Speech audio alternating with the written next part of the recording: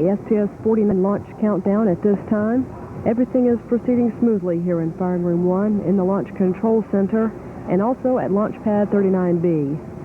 Liftoff of Endeavour's maiden voyage into space is planned for the opening of today's launch window, which is at 7:06 p.m. Eastern Time today. The window extends for 48 minutes or until 7:54 p.m. Endeavour's maiden space flight will be of 7 days, and it will feature 3 spacewalks. This will be a first in the history of the Space Shuttle program. The first spacewalk will be to rendezvous, repair, and reboost the Intelsat communications satellite. Also, astronauts will perform 2 other spacewalks to demonstrate space station freedom assembly techniques. Landing is planned at Edwards Air Force Base, California on May 14th at about 7:01 p.m. Eastern Time or 4:01 p.m. Pacific Time. And the landing will be different than all other shuttle landings, with this flight being the first to use the drag chute to assist in breaking the speed at touchdown. The drag chute is being added to the other shuttle vehicles. Endeavour will be launched into an elliptical orbit inclined 28.35 degrees to the equator and at an altitude of 183 by 95 nautical miles. The 7-member flight crew for mission STS-49 has been awake for about 4 hours and will soon be eating brunch. This will be carried live on NASA Select. That will happen in about 10 minutes.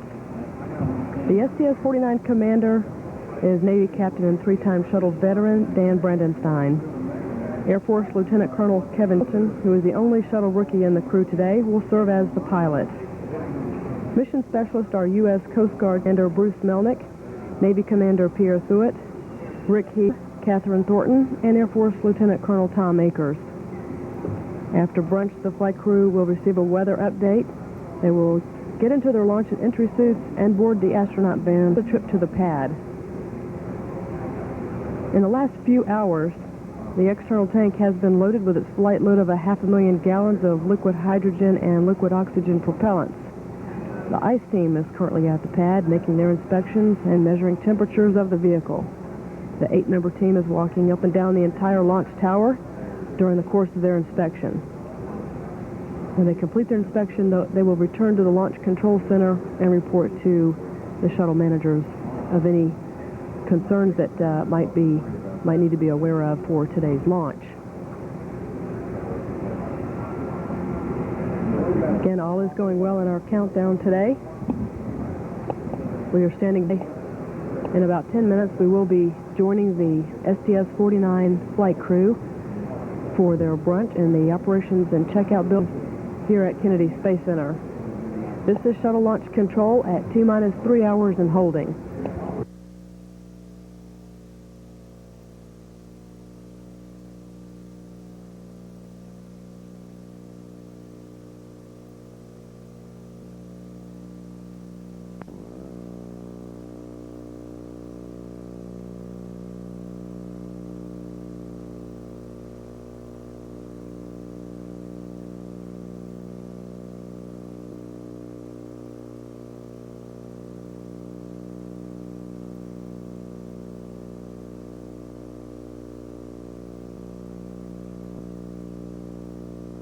In this hold, and here we have the flight crew of STS-49 getting ready for launch this evening. They're having brunch. Here's Mission Commander Rick Heeb, Mission Specialist Rick Heeb, Mission Specialist Bruce Melnick,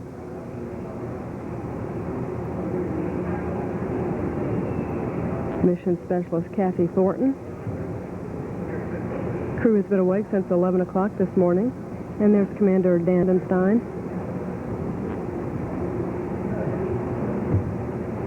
Pilot Kevin Chilton.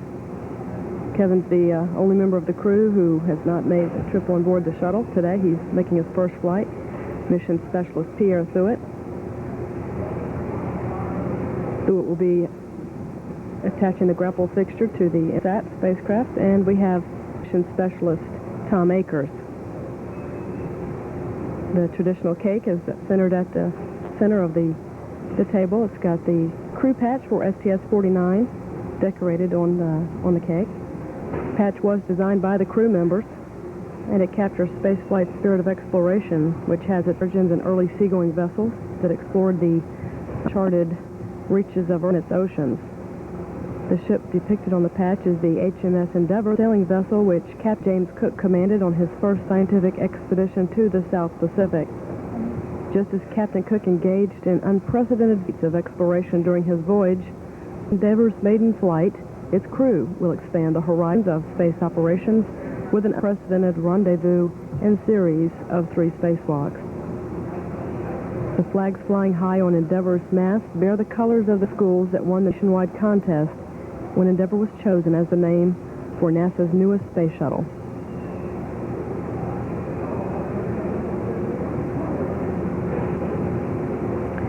About 32 minutes remaining in this built-in hold. The ICE team has just left launch pad. Dan Brandenstein is being assisted with part of the gear that goes underneath his helmet. And across the room, got mission specialist Kathy Thornton. And this is pilot Kevin Chilton. Once the flight crew members get into their suits, they are leak tested and checked out. This is mission specialist Bruce Melnick.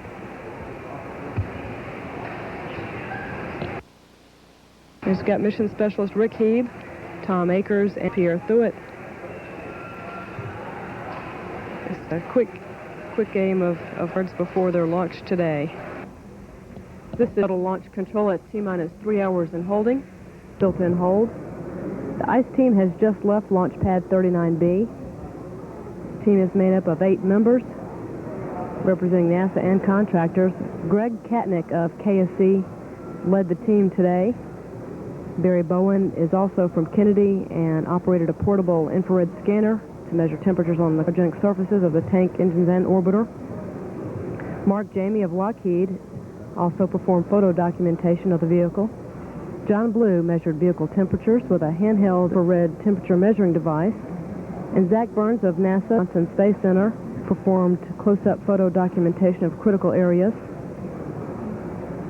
Scott Higginbotham of KSC was documenting the numerical data and will be correlating the infrared data. Steve Copsey of Martin Marietta, Michoud, took photos to document the external tank acreage and critical areas. A Lockheed safety representative is also on the ICE team. The team made an inspection of the pad, the launch platform, and the vehicle yesterday, and the external tank thermal protection system was documented prior to loading the supercooled propellants into the tank.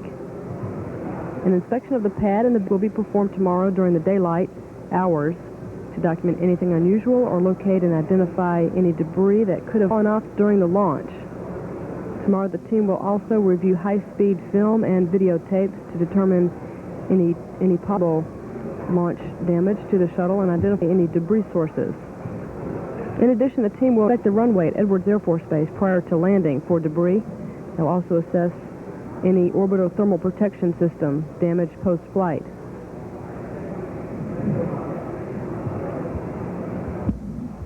There are no other issues being worked at this time in our countdown. It was going smooth for Endeavour's maiden voyage. Counting down to the opening of our window at 7:06 p.m. this evening. We've got about 30 minutes remaining in this 10 hold. The flight crew for Endeavour is scheduled to depart the ONC building in about 6 or 7 minutes. We will be joining them for their departure. They'll be getting into the astronaut van and riding out for about a 20-minute ride to launch pad 39B. Meanwhile, in the white room, which is at the 195-foot level at the launch pad area, technicians and closeout crew members are preparing the orbiter for the flight crew's entry. All is going well in our countdown at minus 3 hours and holding. This is shuttle launch control.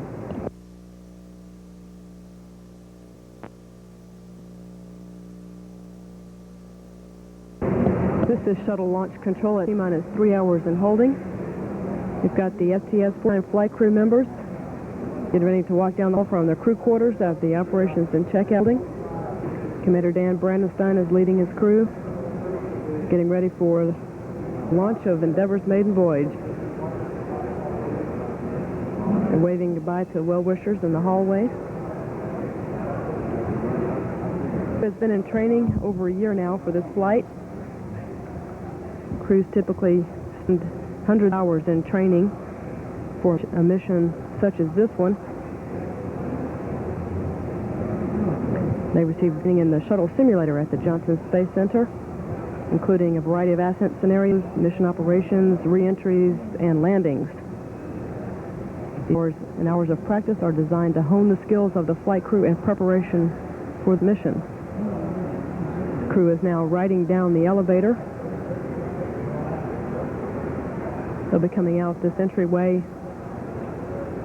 and getting into the van shortly.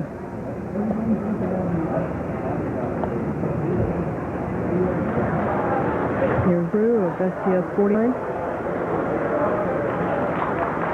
The crew that will board Endeavour for its maiden voyage. Commander Dan Brandenstein, Mission Specialist Bruce Malone.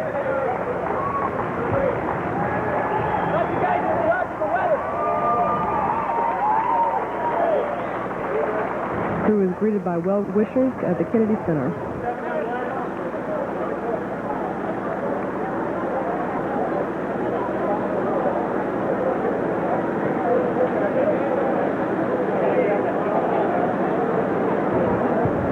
Astronaut Steve Nagel is in the blue suit, getting into the astronaut van, and he will be flying the shuttle training aircraft, checking out weather conditions here in the Kennedy Space Center area.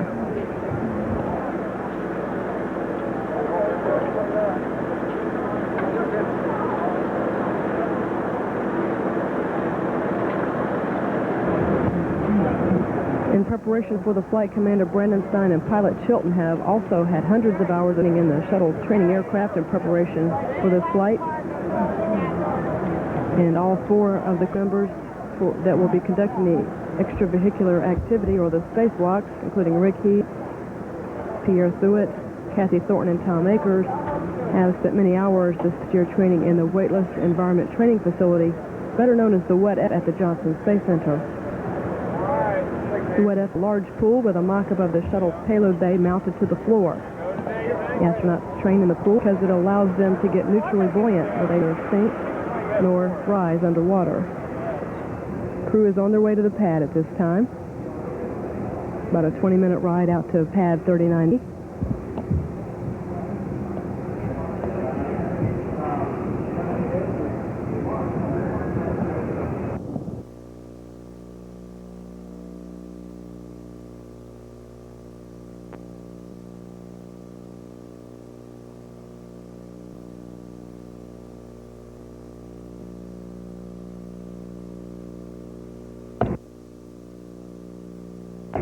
This is shuttle launch control at T-minus 3 hours and holding. We've got a live view from a helicopter of the astronauts riding down at the Kennedy Space Center on their to launch pad 39B.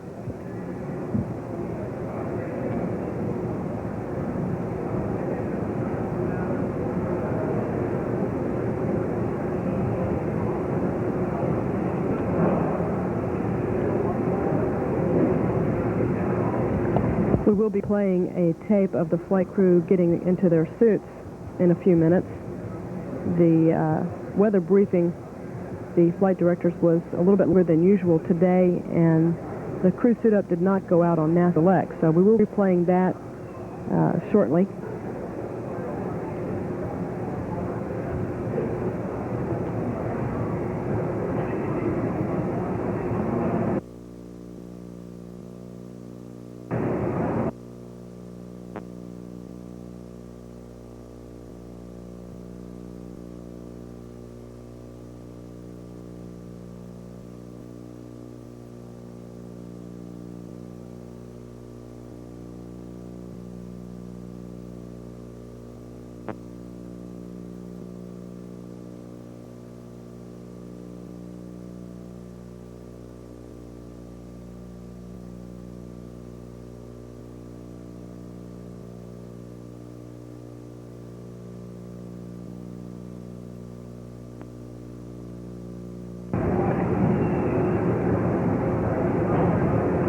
Flight crew is just now entering a Complex 39 area.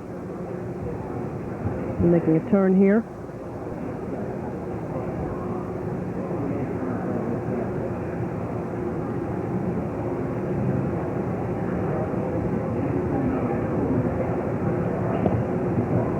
Then we'll be making a stop at the launch control center to let a few people out that need to be here in the fire room during the launch time. And then the van will proceed to launch pad 39B.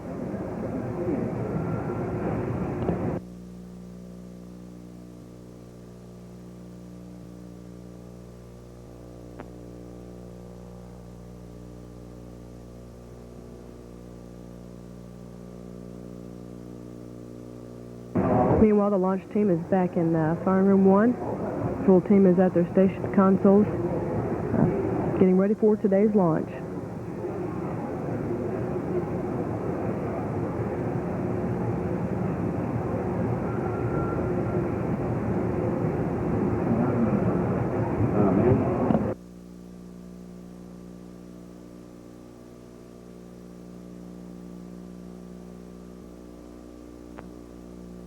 Videotape of the flight crew getting suited up. This did already take place because of an extra long weather briefing.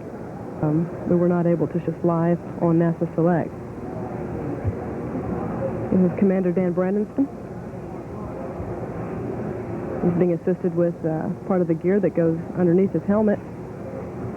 And across the room, we've got Specialist Kathy Thornton.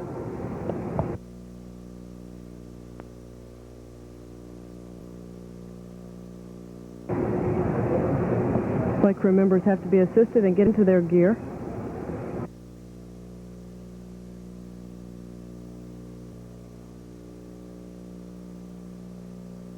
And this is pilot Kevin Chilton. Once the flight crews get into their, they are leak tested and checked out. Suits weigh quite a bit, and the crew members remove those suits after they get on orbit, and the only other time they wear them is during re-entry. This is Mission Specialist Bruce Melnick.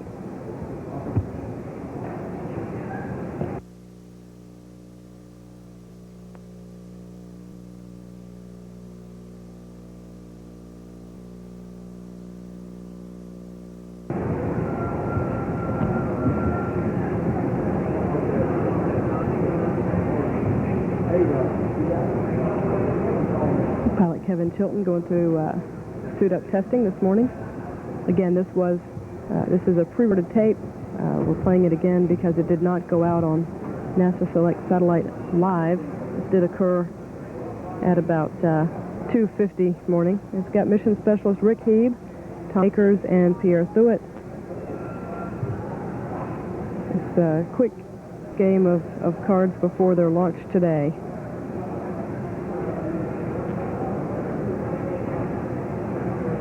Crew making their way out to launch pad 39B, and the van has been cleared in through the roadblock, getting into the pad area. With the tank fully loaded with its propellants, the closeout crew is the only team out at the pad this time, and entry is, of course, strictly entry into the pad area is strictly monitored at this point.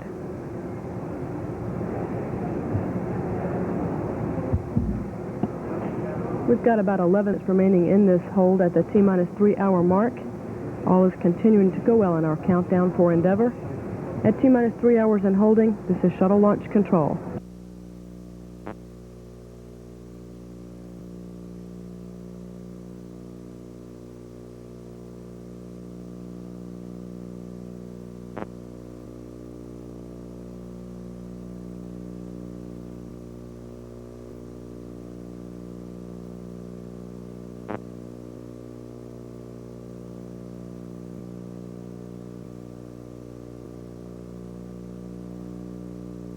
3, 2, 1, 0. Ignition.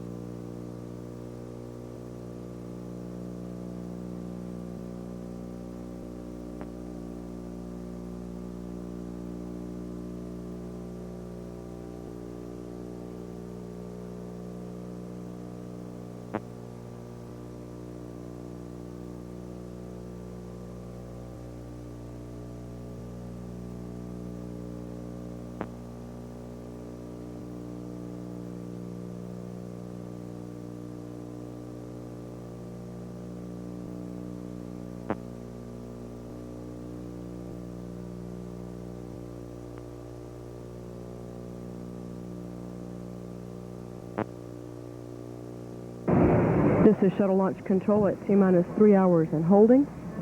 Flight crew has just arrived at Launch Pad 39B. We're getting this video from a helicopter that's flying low and around Launch Pad. The rotating service structure was moved back away from the vehicle last night. Launch countdown picked up on time at 11 p.m. Monday evening, and it was at the T-minus 43-hour mark. There are no problems. Countdown has been going smoothly with no problems since that time.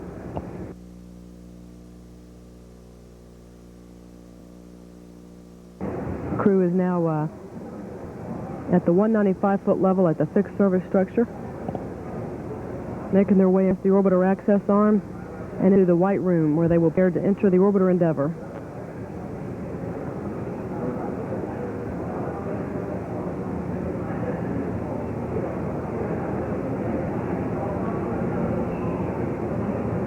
Close-up shots being taken by a helicopter circling around the launch pad area.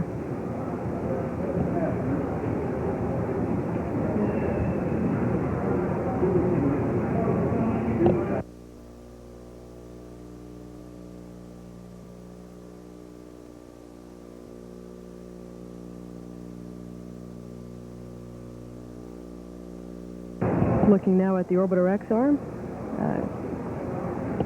Got a couple of people moving on the arm at this time.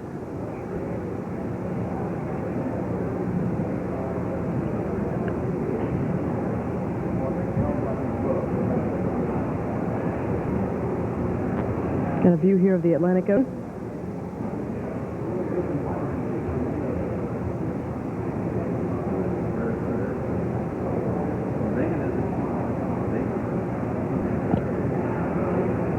Weather is continuing to be the only concern here at Kennedy Space Center. All other events are going as planned and on schedule. Today's maiden voyage of Endeavour. In the white room, those out crew members are getting ready to assist flight crew.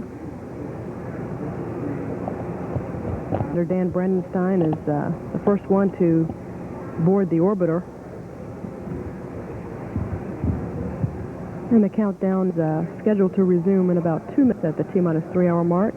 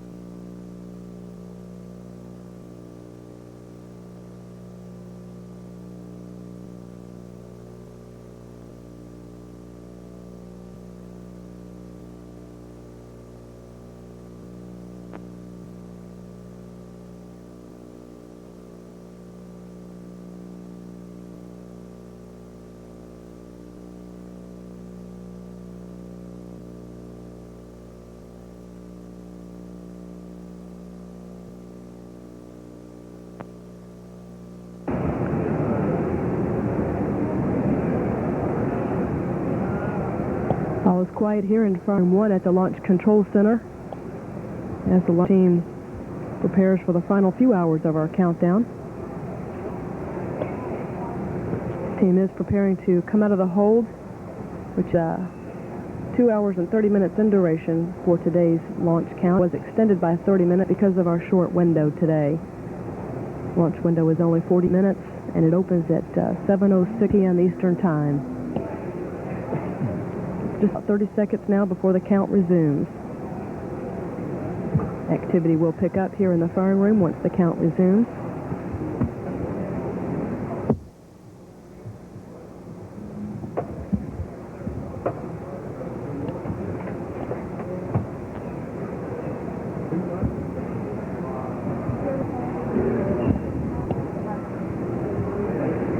We're now at T-minus 3 hours and counting.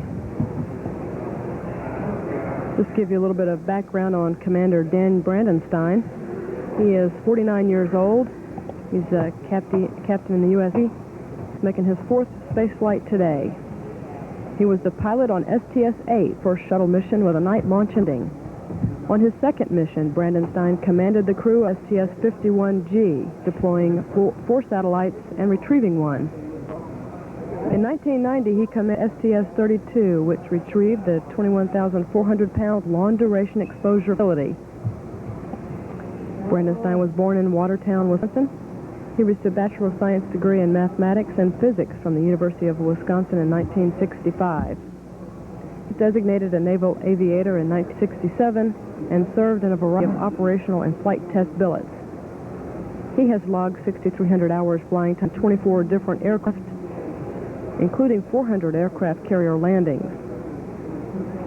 With the completion of his third space flight, Brandenstein logged 576 hours in space.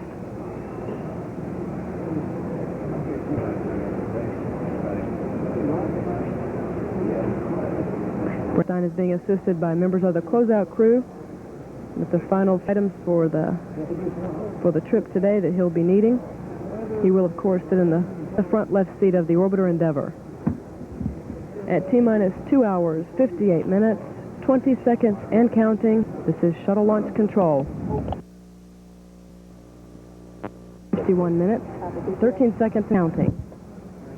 Pilot Kevin Chilton is being assisted to get into the orbiter Endeavour next.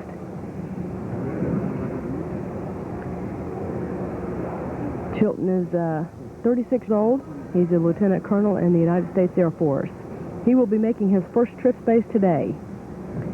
Chilton was born in Los Angeles, California. He received a Bachelor of Science degree in Engineering Science from the Air Force Academy in 1976 and received a Master of Science in Mechanical Engineering from Columbia University on a Guggenheim Fellowship in 1977.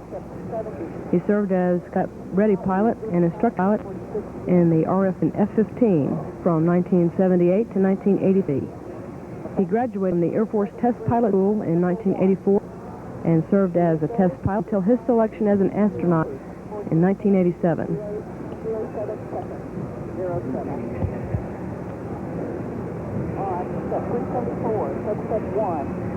Commander Dan Brandenstein has already climbed on board and is now getting strapped to his seat.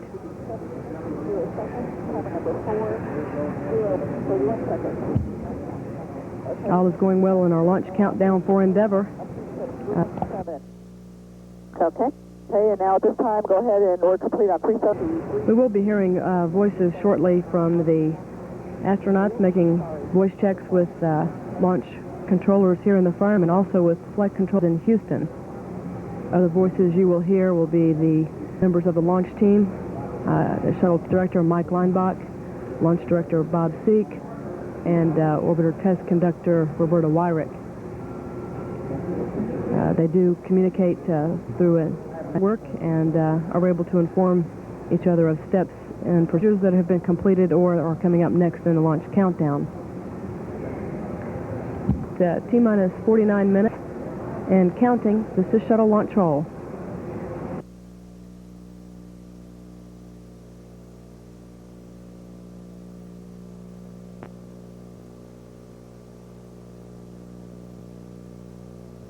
Control at T-minus 2 hours, 44 minutes, 30 seconds, and counting. Through a black and white camera now mounted in the room. This is Mission Specialist Pierre Thuet, getting ready to climb aboard the orbiter Endeavour, shaking hands with the closeout members. Thuet is 36 years old. He's a commander in the U.S. Navy, and he will be making his second spaceflight day. He was born in Connecticut, but considered Fairfax, Virginia, and New Bedford, Massachusetts to be his hometowns. Thuet received a Bachelor of Science degree in Physics from Naval Academy in 1977, a Master of Science Systems Management from the University of Southern California in 1985. He served as a mission specialist on STS-36, a Department of Defense dedicated flight. He has more than 2,700 hours in more than 40 different aircraft, including 270 carrier landings. He has logged 106 hours in space.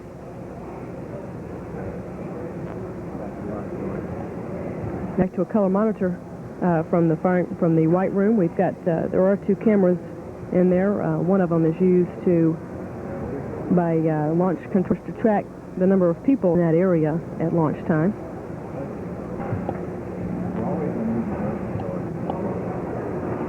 All is continuing to go well in our countdown, very smoothly. No issues to report. T-minus 2 hours, 42 minutes, 57 seconds and counting. This is Shuttle Launch Control.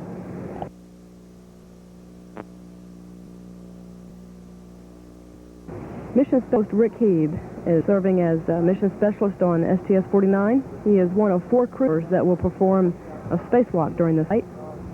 He was born in Jamestown, North Dakota, and will be making his second trip into space today.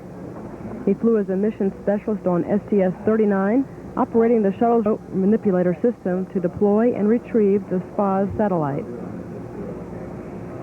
He received Bachelor of Arts in Math and Physics from Northwest Nazarene College in 1977 and received a Master of Science in Aerospace Engineering from the University of Colorado in 1979. He first joined NASA to develop astronaut procedures and crew activity planning and flight. He worked in the Mission Control Center during numerous shuttle missions. Just a note of interest about Hebe. He was a rendezvous flight control officer during mission STS-41C in April 1984. He was instrumental in planning the complex rendezvous maneuvers during the flight in which Solar Max satellite was repaired. Solar Max satellite was repaired while it remained in orbit during that flight, and 2 years after that, he was selected as a NASA astronaut. And he has logged about 109 hours in space. He will be working with mission specialist Pierre Thuot to rendezvous the Intelsat satellite.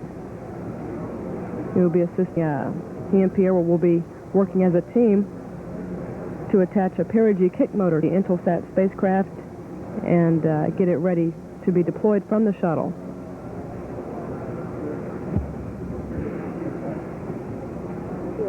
Endeavour may lift off into space on its maiden voyage. NASA officials say the weather is the only variable holding things up. CNN's John Zarella is down at the Kennedy Space Center, scene of the action tonight. If it happens, will it happen, John?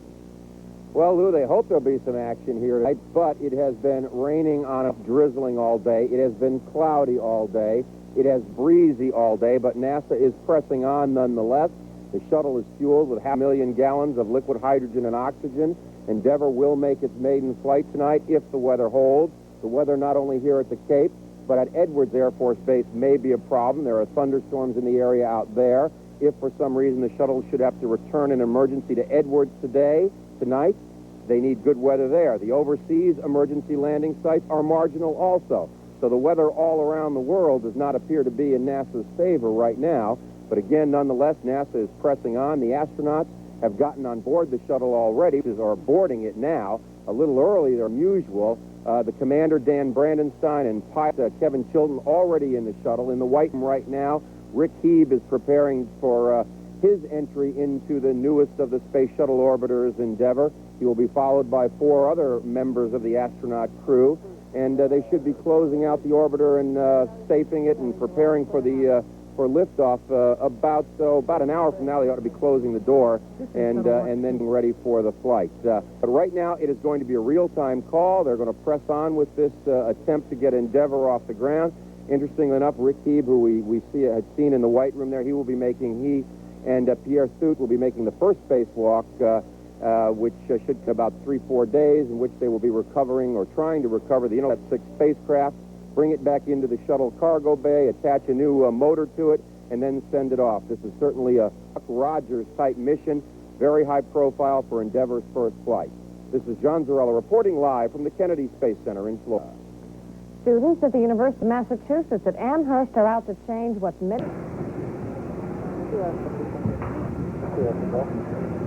He will be crawling into the orbiter Endeavour shortly and getting strapped in. Mission Specialist Bruce Nick is also in view at this time.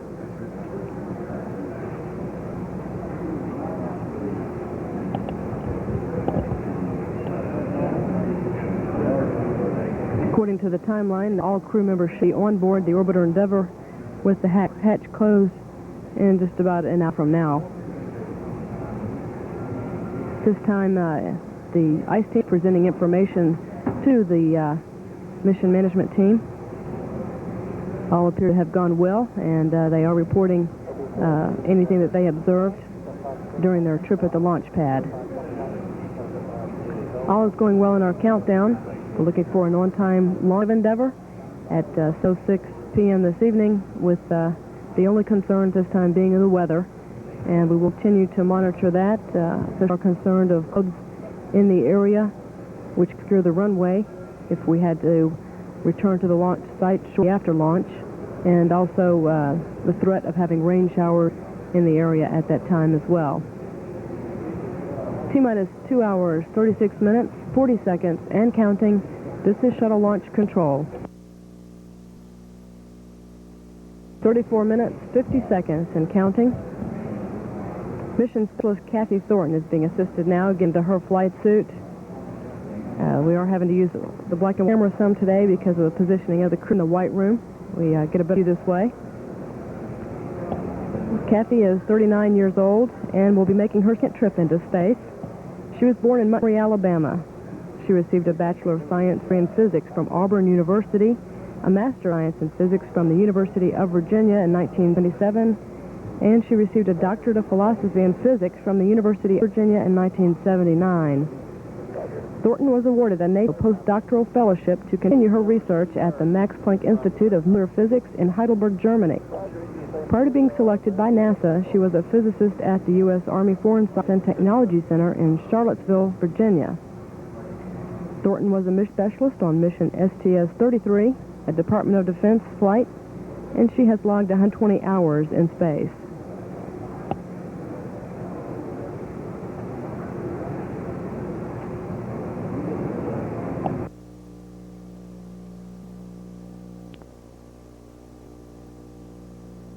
Thornton is now putting on part of the headset that she'll be wearing. It's got a microphone so that she can communicate with flight controllers, launch controllers, and with fellow crewmates.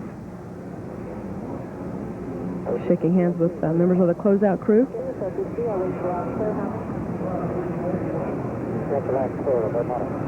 Good afternoon, Joe.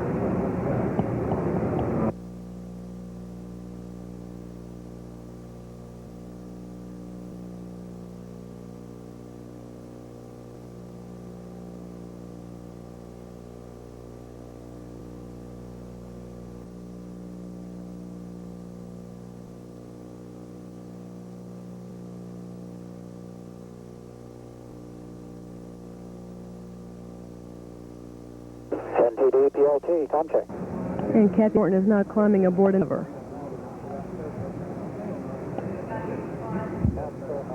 Countdown clock is now at T-minus 2 hours, 32 minutes, 29 seconds, and counting. This is Shuttle Launch Control. Houston PLT, check. PLT, this is Houston. We've got you loud and clear. How do you read us, Chili? Got you loud and clear, Sid. Sounding good. Okay, and we tried to eliminate that echo. Does it sound better?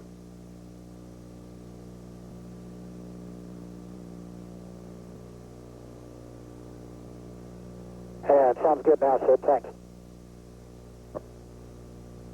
OTC MS4 aboard. Copy, OVCC.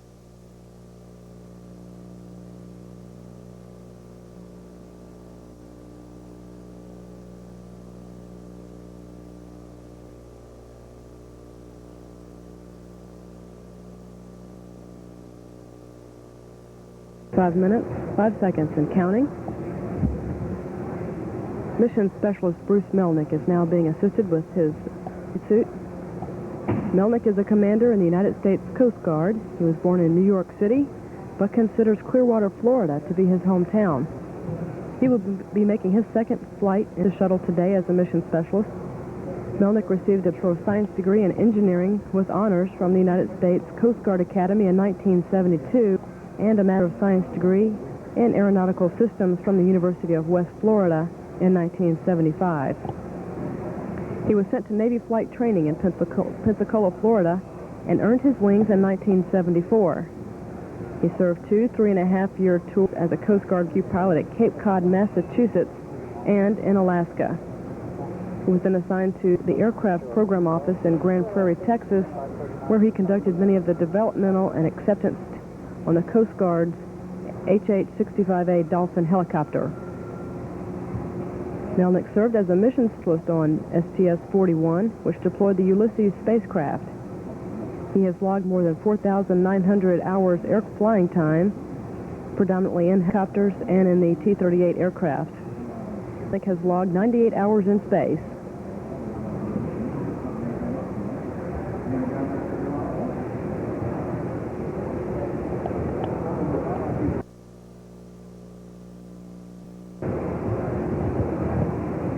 At T-minus 2 hours, 23 minutes, 25 seconds, and counting. This is Shuttle Launch Control.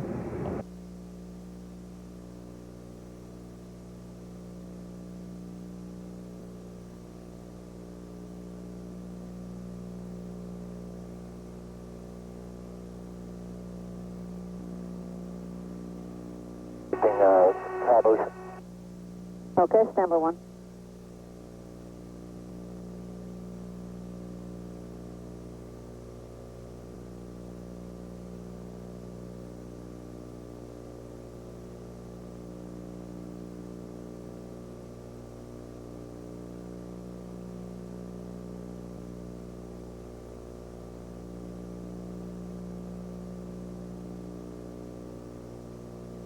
And ask OTC about a half an hour.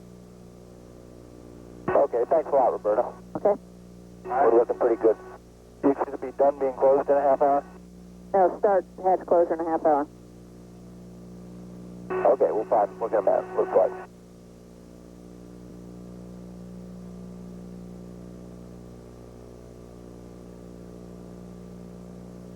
OT, last one aboard. Thank you.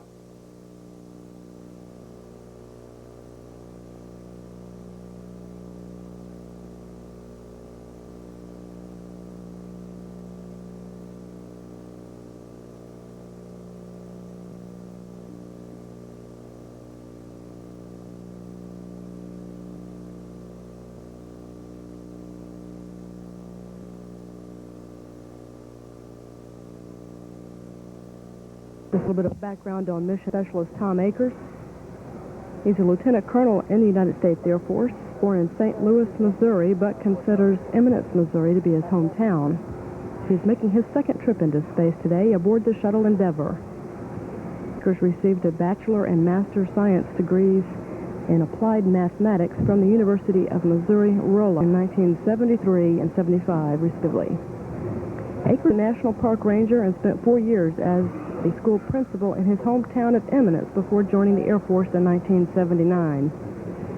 His first assignment after officer training school was to Eglin Air Force Base in Florida as an air-to-air missile data analyst.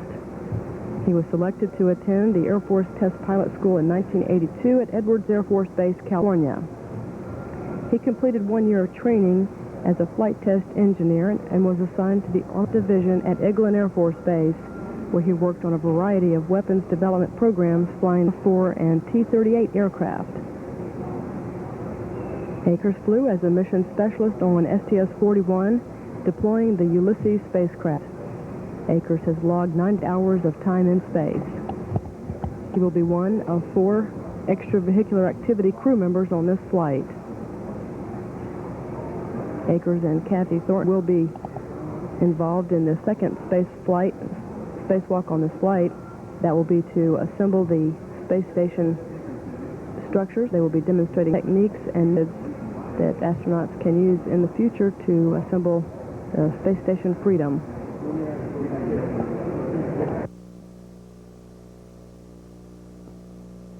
All crew members are now aboard Endeavour and are going to be performing voice checks with NASA Test Director Mike Leinbach and with flight controllers in Houston. They have been talking already with orbiter test conductor Roberto Wyrick. Meanwhile, in the Launch Control Center, the team has been pressurizing the helium tanks in the propulsion system, and also have been topping off the suppression water system. This is the water tank located at the pad. That tank holds approximately 300 gallons of water, but is emptied within 20 seconds as the water through onto the mobile launch deck, and it sprays through the engine exhaust at a rate of 1 million gallons a minute. Water prevents damage to the orbiter, which could be caused by the magnitude of sound energy coming off from the main engines and solid rocket boosters at liftoff.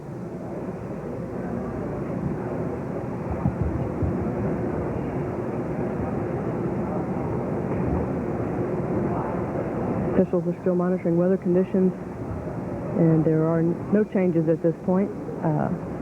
Astronaut Steve Gull is flying the shuttle training aircraft and also at the shuttle landing facility to monitor weather conditions in the local area here at Kennedy. At T-minus 2 hours, 5 minutes, 25 seconds, and counting, this is shuttle launch control.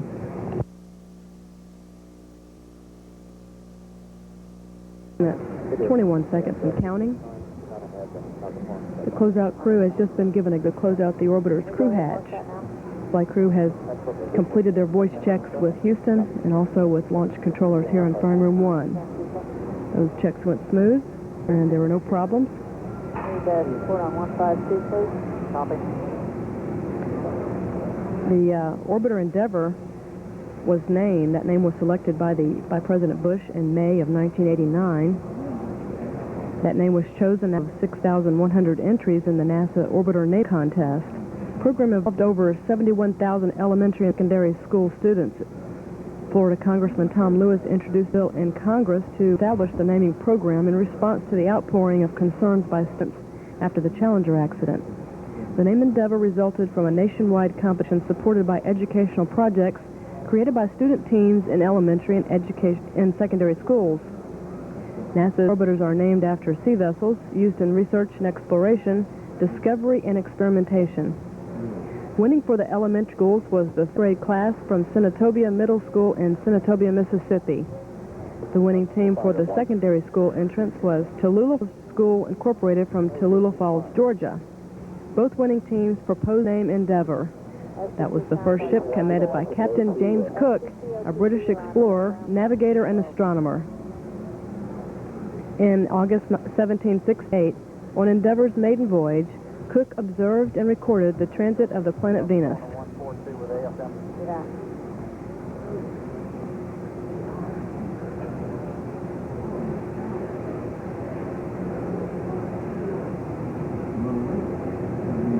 There are no other issues to report at Countdown. The team is not tracking any technical problems at this time. Momentarily, we will be getting an update from the convoy located at the shuttle landing facility, which is about 4 miles west of the pad. Convoy would support the shuttle orbiter should it have to return to the landing facility here at Kennedy, and the team is positioned prior to launch. Convoy is made up of a number of vehicles that would purge air to ensure that there are no toxic buildup of gases. Also a cooling vehicle. There's just a white room and the stair truck used by the astronauts. This is the standard convoy that we would use for any landing of the space shuttle.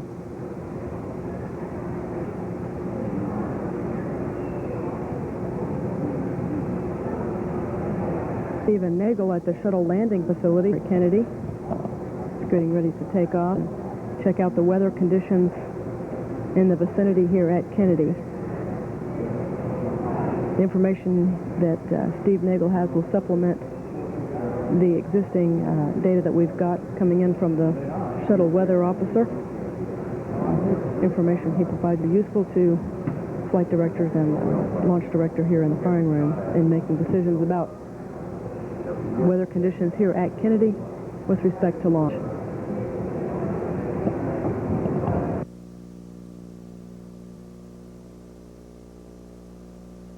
Meanwhile, the closeout crew is continuing inspections of the linkages at Launch Pad 39B in the White Room. All other events are going as planned this morning, this afternoon. Endeavour's countdown, looking for on-time liftoff at 7:06 p.m. Eastern Time, weather permitting.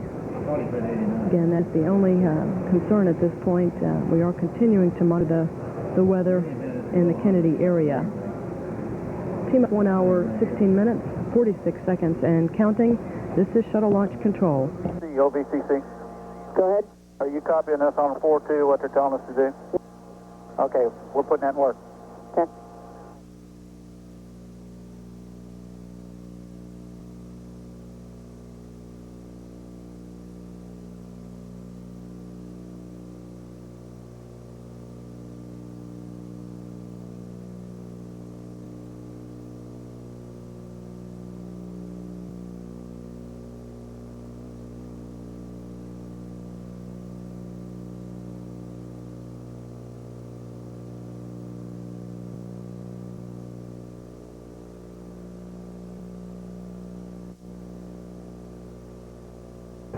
member of the closeout crew was inside the orbiter brief just to verify the linkages and to verify that the latch was connected, and he verified that it was.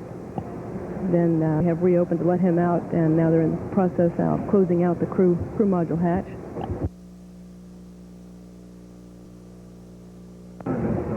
Shuttle Test Director Mike Lonbach has asked Mission Control to switch Endeavour's S-band antennas to high power and to configure the communication system so that at liftoff will transmit and receive by radio instead of through hard wires, as is done during the countdown.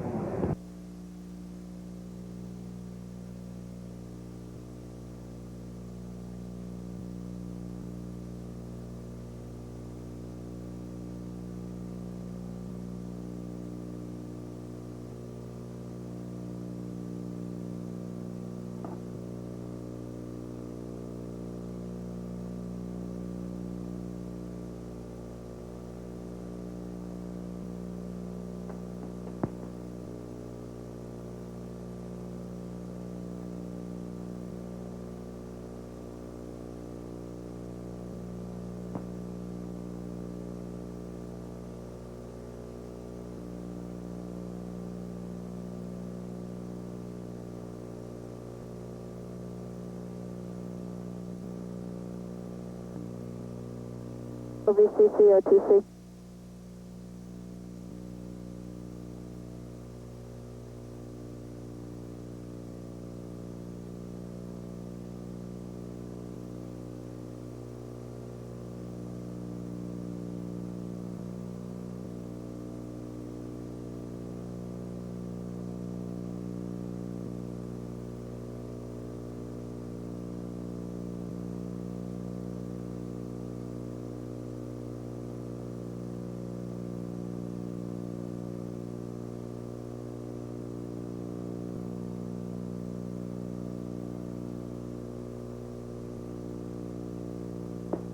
OVCC, OTC.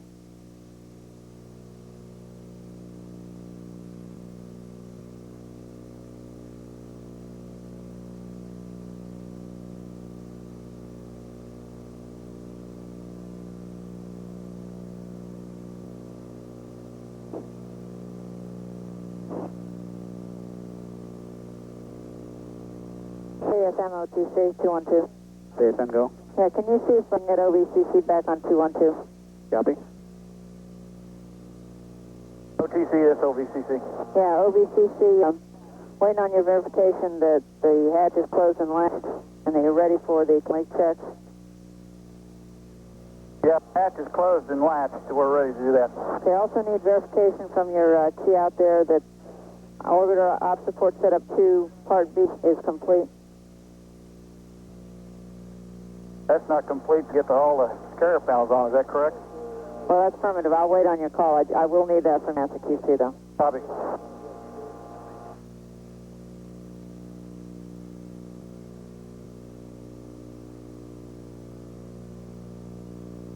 ECL, OTC.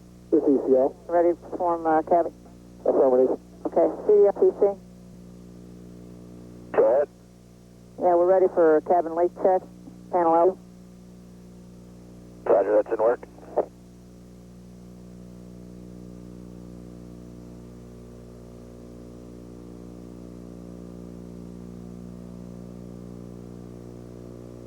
OTC CDR cabin leak check complete.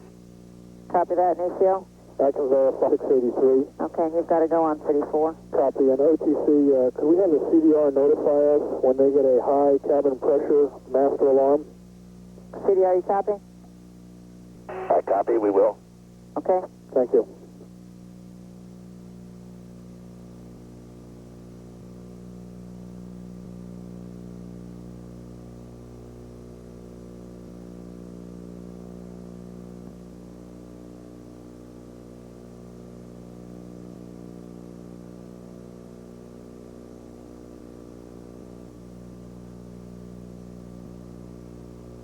And OTC ECL? Good, ECL. Yes, we're also going to be getting master arms on PPO2 SIRS and cabin fan Delta Ps.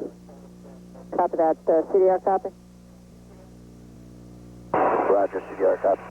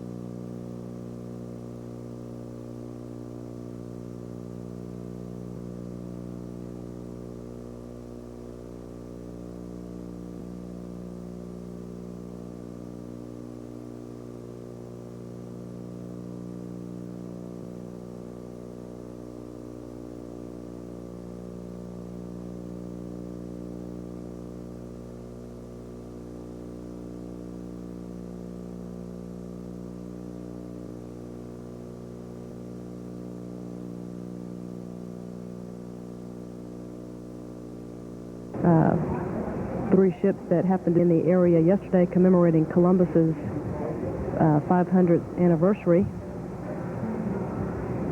Tape is about 2.5 minutes long. Go ahead, OVCC. Is there any problem with pressurizing the airlock?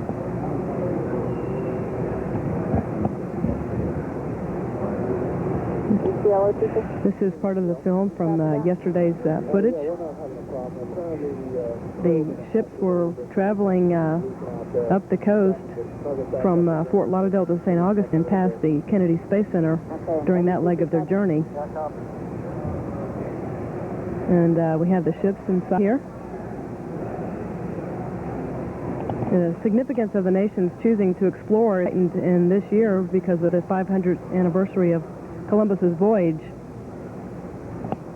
This is the Santa Maria. This is an opportunity arose to have the replica of Columbus's ships pass by Kennedy their voyage to different ports in the United States. The ships are made through Spain, the Spain 92 Foundation, and are traveling to ports around the Gulf of Mexico and up the Atlantic coast of the United States. They passed the Shuttle Endeavour on Pad B yesterday, the day before Endeavour's maiden voyage. The footage that follows gives the contrast between the vessels of exploration, the wind-powered ships, to the rocket-powered spaceships. It was a confluence of opportunity that began with decisions years ago by Spain to build the ship and by the United States to build the Endeavour as a replacement for Challenger.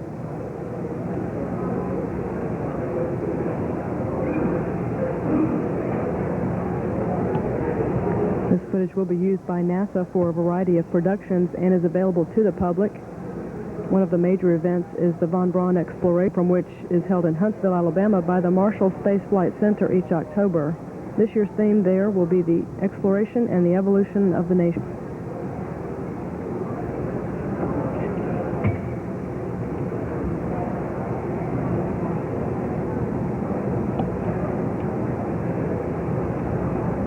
The ships have passed through this area and now are well on their way to the St. Augustine.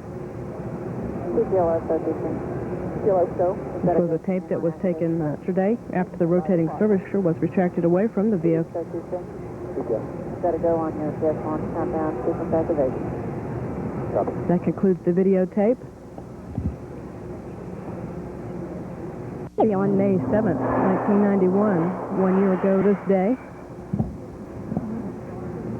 many systems on board the Orbiter Endeavour feature design changes or updates as part of continued improvements to the shuttle. Upgrades include several improved or redesigned avionics systems, the new drag chute, and modifications to pave the way for possibly extending shuttle flights to last as long as 15 days. Endeavour arrived atop the new 747. It was towed into the orbiter processing facility where it underwent rigorous first flight testing required of all orbiters. The main engines were installed. Meanwhile, preparations were underway in the Titusville Astrotech payload facility, getting the Intelsat perigee kick motor ready. At the same time, solid rocket boosters were being stacked in the vehicle assembly building here at Complex 39. The boosters consist of 4 motor segments, nose cones, and aft skirts.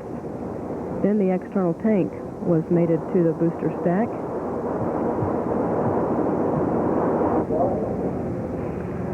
Meanwhile, the perigee motor and its cradle were moved to the vertical processing facility at KSC's industrial area. This is a solid propellant motor built by United Technologies Corporation and provided by Hughes Aircraft Company. The motor weighs about 23,000 pounds. It underwent testing here at the vertical processing facility. The Orbiter Endeavour was readied for a rollout of the orbit processing facility on March 7th, just 10 months after it arrived here at Kennedy. This was a milestone in getting the Orbiter Endeavour ready for its maiden voyage. Employees that worked hard to get the orbit ready were cheering and leading with a banner. The orbiter was rolled about several hundred yards over to the vehicle assembly building. Endeavour was positioned in the transfer aisle, and the overhead crane was attached. This is to hoist the orbiter high above in the high bay so that it could be mated to its external tank and solid rocket boosters. Orbiter spent about 6 days in the VAB. Electrical checks were made and mechanical checks were made between the orbiter and boosters and the launch platform. Endeavour was rolled out of the vehicle assembly building. That occurred on March 13th. Endeavour was moved to launch pad 39B. First use of pad B since it served as the launch pad for Columbia last June. The flight readiness firing for Endeavour occurred on April 6th. It's a 22-second test firing of the main engines. All 3 engines were replaced after the firing because of 2 irregularities found in 2 of the oxidizer turbo pumps.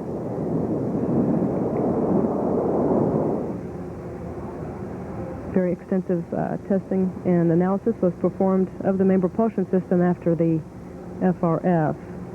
And the payloads for STS-49 were installed in the payload bay on April 14th. The STS-49 astronauts arrived here at Kennedy Space Center Shuttle Landing Building Monday about 7 p.m. and we'll be listening to their comments as they spoke to a crowd of reporters once they arrived here. The vehicle's ready, we're ready, and we're going to try something new this flight. We'll make all you guys responsible for the weather. We don't want any of those Thursday. Okay, with that, I'm going to let the rest of the crew say something. We'll start off with the pilot, Kevin Choten. Thanks, Dan. It's great to be back in Florida. We're looking forward to a good launch on Thursday, and I'm looking forward to watching these guys. Being the only rookie here, it's been training with all these experienced space flyers. We got the best rendezvous men in the business here, and Dan and Rick, and Bruce can drive that arm like nobody I've ever seen. And when you see Pierre and Rick and KT and Tom out there on days 4, 5, and 6, it'll be something to watch. I'm glad to be here. Thanks. Well, I sure am glad to be here. There's only been one other time in my life when I was glad to leave Florida, and that was back on STS-41 when I left on that. And I'm looking forward to leaving here Thursday night again. So it's great back and looking forward to getting on our way here Thursday. Sure glad to be short. I'm also happy to be here. We've been training real hard for the last year or so, and we're not going to get any smarter, so now's a good time to go fly. We're going to take good care of Endeavour. We know there are a lot of people in the OPF that already miss her. We'd like to see her back on the ground and turn her around for the flight. So we're going to take good care and bring her back in good shape. Tom. Well, I just want to say that I really feel lucky to be assigned to a flight like that with all these great folks. And also, you know, we'd just like to say we've had a lot of fun training over the last few months, and I know we're going to have fun up in space next week. And can't wait to get back and tell you all about it. Thanks. Well, since we couldn't hear what they said, I'm going to say what they said. So a lot of people really work hard to get us to this point, and we're looking forward to really getting up there and finishing the job that they did. They're back in Houston, back in Washington, back out in L.A. and Hughes. They did a lot of hard work on this mission. We think things are going to go real well. We're looking forward to it. Thanks for coming out. I put a few notes together on the way down. It's great to be back. I can't think of anything they didn't already say, so I'm not going to say anything except it's great to be here, to take this orbiter into space that the best people in the world work on. We're proud to do it, and it's going to be fun. And if you want to blame somebody for not being able to hear us and all that noise, that's Chili's and my fault, because we're going to go over and fly the STA now, and they're just warming the baby up. So once again, thanks very much for coming out here. And we're really pleased to see so many folks interested in this mission. It's a real challenging one, and we're sure glad to be part of it and looking forward to do it on Thursday. See you when we get back.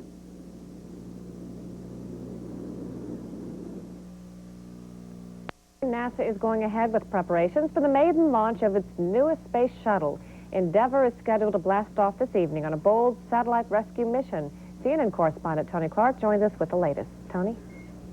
Well, everything on the countdown is going flawlessly. In fact, about 30 seconds ago, Launch Control gave NASA engineers the go to go ahead and close the shuttle's hatch one more step towards the launch at 7:06. There are forecasts for thunderstorms, possible hail at the launch time, which is, as I say, 7:06. But the launch proceedings are going along just as planned. It has been flawless. The 7-member crew of the Shuttle Endeavour held their launch meal just a few hours ago. There you can see them, the traditional cake there.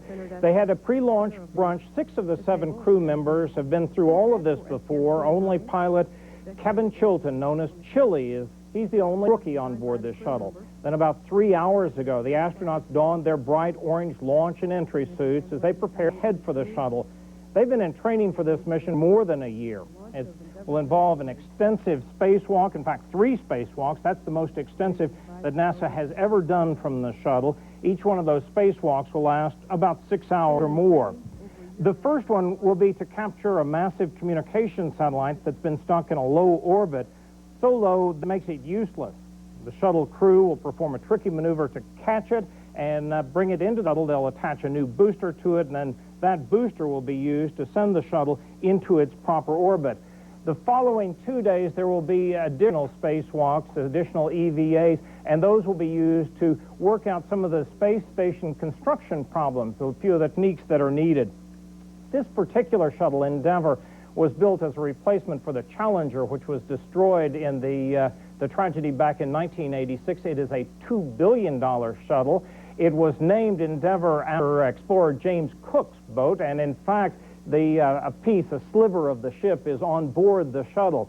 As everything is going very smoothly now. In fact, just a short time ago, Kathy Thornton, one of the astronauts on board, was saying, "We're having a ball," and Tom Akers said, jokingly, "We're lacking some adult supervision here on the middeck." The crew is excited. They are eager to go. Right now, everyone is watching the weather, and NASA said just a short time ago there is some clearing to the west of the Cape, which is some bit of encouragement. But as for the launch, it's going to be wait and see, wait until the last minute. 7:06 is the launch time. There's a 48-hour launch window, and of course, CNN will be covering that launch if it occurs live. Lou? APD, we have an LTC violation we need. That concludes our videotape of the preparations to get Endeavour to this point. It is significant in that it was 1 year ago today that the orbiter arrived here from the manufacturing plant in California, and it will celebrate its 1-year anniversary here at Kennedy with its launch.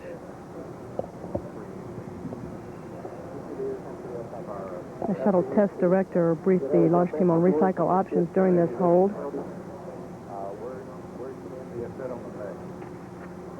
From now until T-minus 31 seconds, any of the console operators can ask that the countdown be held if a problem is detected.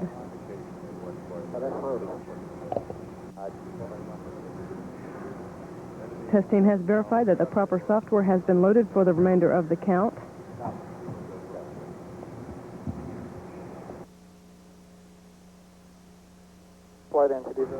We've had a polling of members of the teams here in the Launch Control Center that we will be ready to resume the count.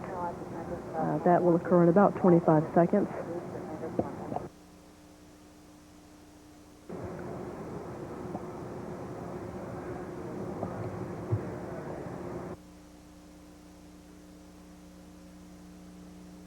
As we come out of this hold, Endeavour's onboard computers will transition into the terminal countdown configuration. 3, 2, 1, mark. We're now at T-minus 20 minutes and counting.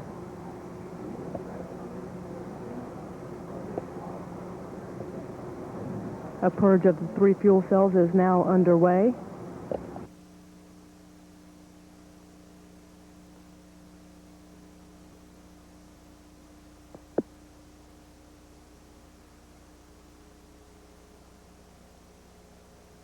We're counting down to the hold at the T-minus 9-minute mark. That hold will be the final planned hold in tonight's countdown. We will be getting updates, of course, on weather conditions here at Kennedy and also at the transoceanic abort sites.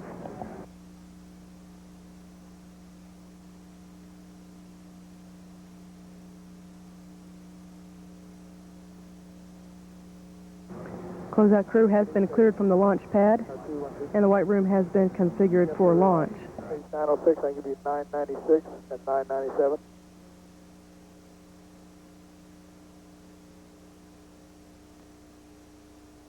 OTC DPS. Go ahead, DPS. The data processing system engineer has confirmed the onboard computers are in the process and have made the transition to the terminal countdown configuration. Roger, that's in work. SRO NCD indicates the area is clear for launch. NCD SRO, I copy. SDM NCD 212, step 998, and step 1000. Copy.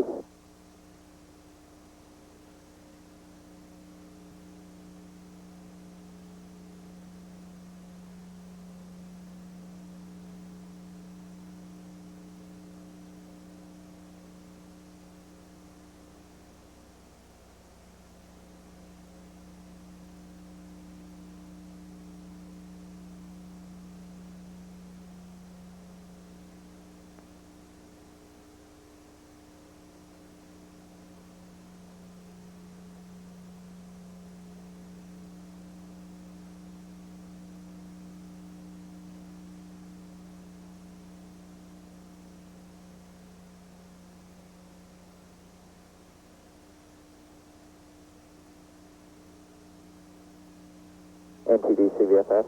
Go CVFS. Yes, sir. Ready for BFS uplink per step 969. I'm copying Houston flight step 970. Perform BFS pre-flight uplink loading. Wilco. Hello, TCCDR. BFS is not flying. Copy that. PLT OTC, configure pass and BFS horizontal sit displays per your checklist. Okay, pass BFS horizontal sit configs in work.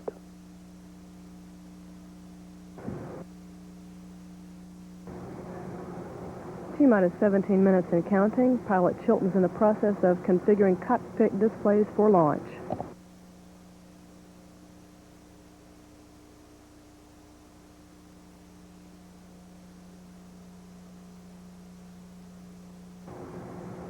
Engineers are examining the data from the general purpose computer for any miscompares.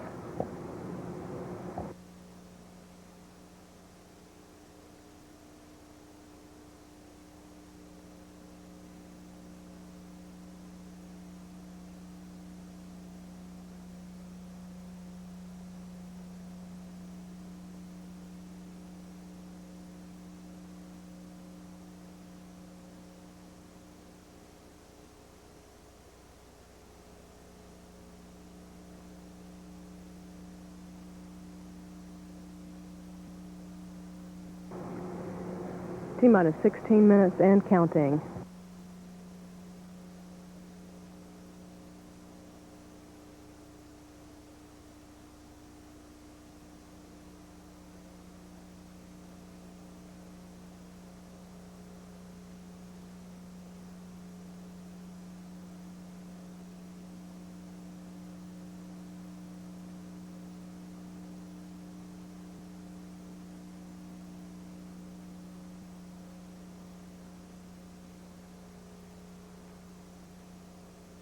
NTD STM 212. Go STM. Yes, sir. I give you completion of sequence 1019. Copy.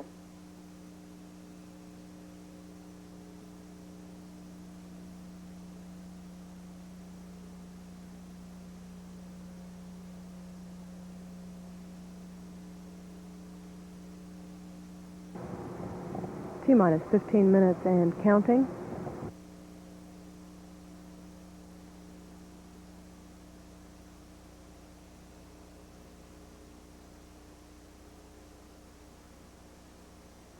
PLT OTC, Air Ground 1. Go ahead, OTC. As soon as you're done with horizontal sit, you've got to go for configuring contingency abort yaw steering for your checklist. Okay, horizontal sit config is complete and configure contingency abort is in work. And contingency abort yaw steer is inhibited. Copy. And you've got to go on MPS Helium Reconfig. MPS Helium Reconfig in work. Pilot Chilton in the process of performing the main propulsion system helium system reconfiguration. This will open helium isolation valves necessary for in-flight purges of the engines and provide an emergency source of pressure for pneumatic shutdown of those engines.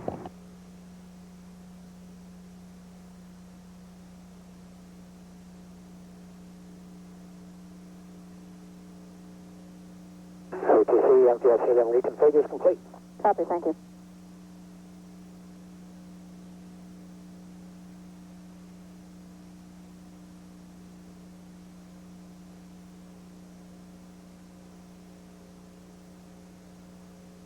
TC, I'll need somebody standing by on 151. Copy 151.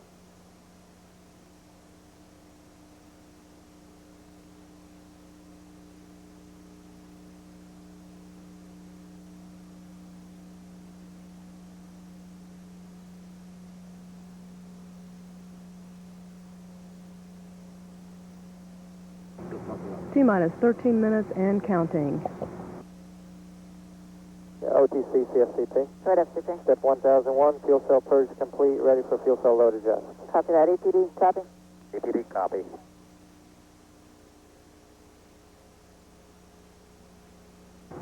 All non-essential personnel are being cleared from the launch danger area at this time.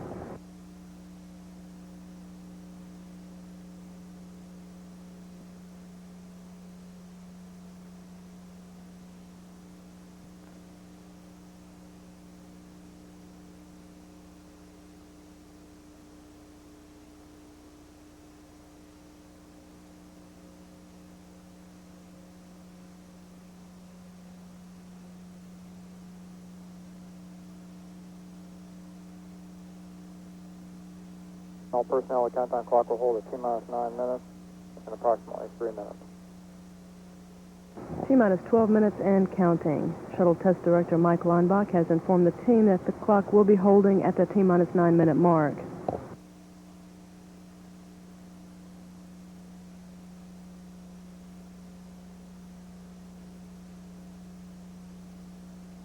Flight NTD clarified BFS pre-flight uplink load is complete.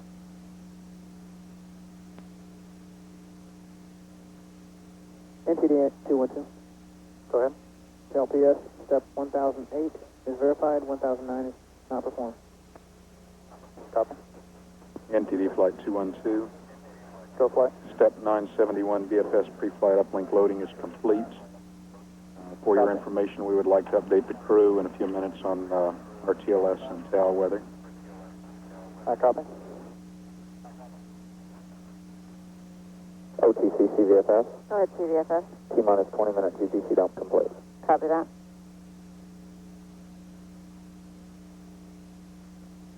Any unexpected miscompares? No, ma'am. Okay.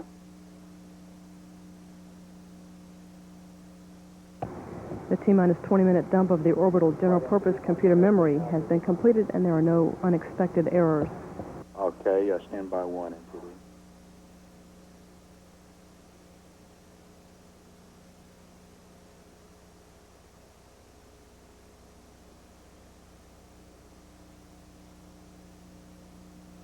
And all personnel of SRTC discontinue all non-mandatory LDV traffic for remainder of count.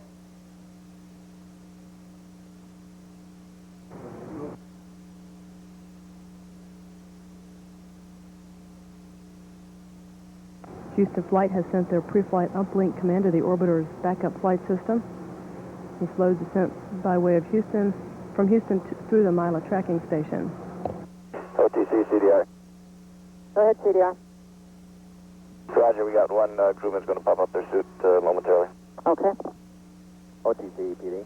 Go ahead. 1003 fuel cell transfer is done. Thank you.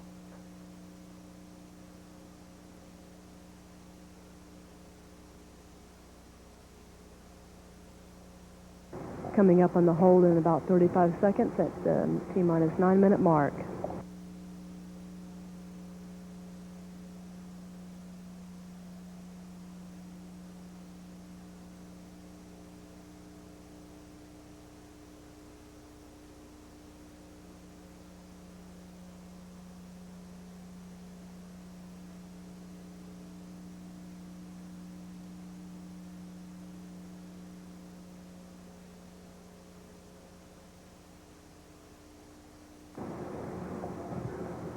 Countdown clock is now at T-minus 9 minutes and holding. This will be a 10-minute hold extending until 6:57 p.m. Eastern Time this evening. GLS 212. Go GLS. Yes, sir. Your pending resume time is 22:57 GMT. Copy. And flight NTD, will the IMU missile line correction or the G1 launch college be required?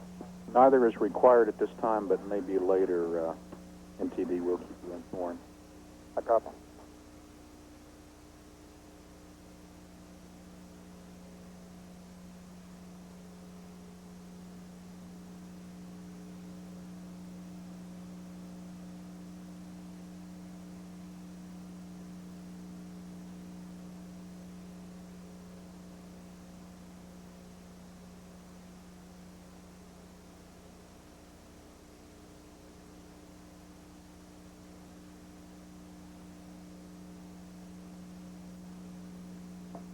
NTD Launch Director T12. Go Launch Director. Okay, as you know, we're working two issues now. One is the weather, and the other is understanding this pre-flight bite anomaly we got on Mech 2. So I do not expect that we will be coming out of the hold here at 9 minutes after the normal 10-minute duration. I expect we may add another 10 minutes to that hold to the weather and to work this other item. So as a heads up for the team, we'll probably be here an additional 10 minutes. I copy. And as you know, if we do extend the hold by more than 9 minutes, we will be considering the PAIN 2. Affirmative. Well, we'll keep everybody up to speed on where we are on both of these situations, and we'll get back to you. Copy.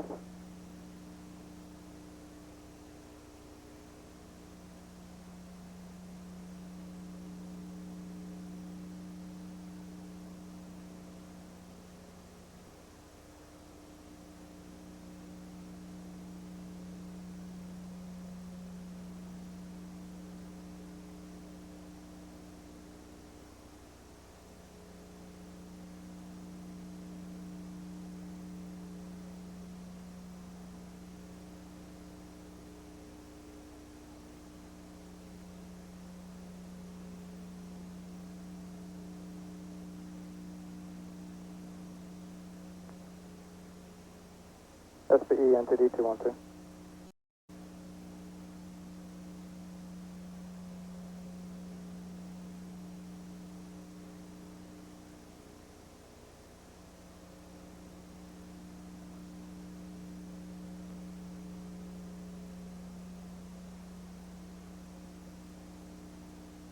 SPE NTD 212.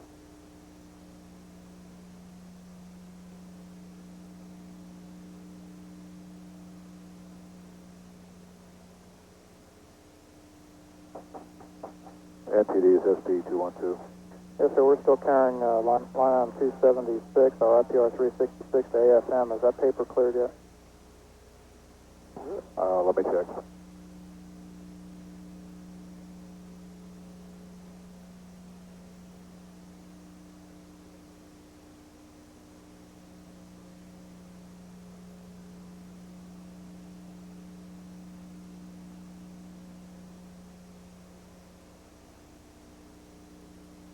NTD is SPE 212.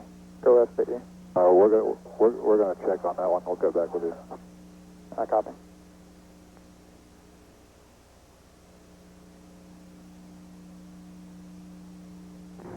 This is Shuttle Launch Control at T-minus 9 minutes and holding. Bob Sieg just advised the team that they are considering extending the hold here by at least 10 minutes, in addition to the original planned 10 minutes. So we would be here for about 20 minutes total here at the T-minus 9 minute mark.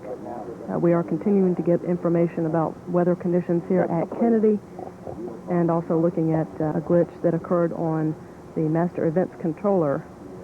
The Master Events Controller, also known as a MEC, relays commands from the orbiter's computers to fire explosive charges to the booster hold-down bolts at launch and to separate the tank and boosters in flight. There's our discussions going on offline channels here in the Launch Control Center. It appears that it's not clear exactly when the glitch occurred, but we don't see it at this point.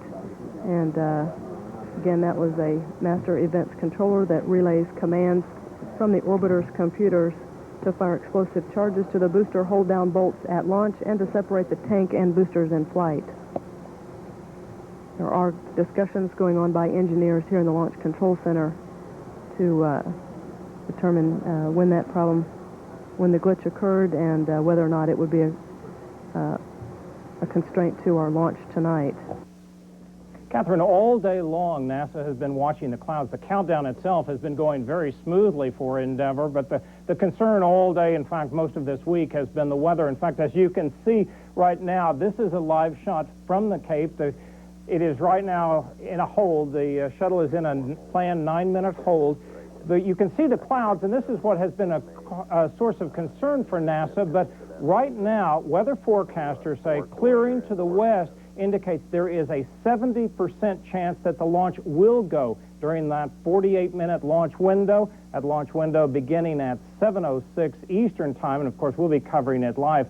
This is the first flight of the shuttle Endeavour. In fact, it was just a year ago today that Endeavour was brought to the Kennedy Space Center to be readied for this flight. And now everyone is waiting and hoping. Optimism is high at the Kennedy Space Center for a launch. And of course, we'll cover that launch live at 7:06 Eastern Time. Catherine? ATC HD. Go ahead, HGD. I can give you stat 1062. Copy 1062.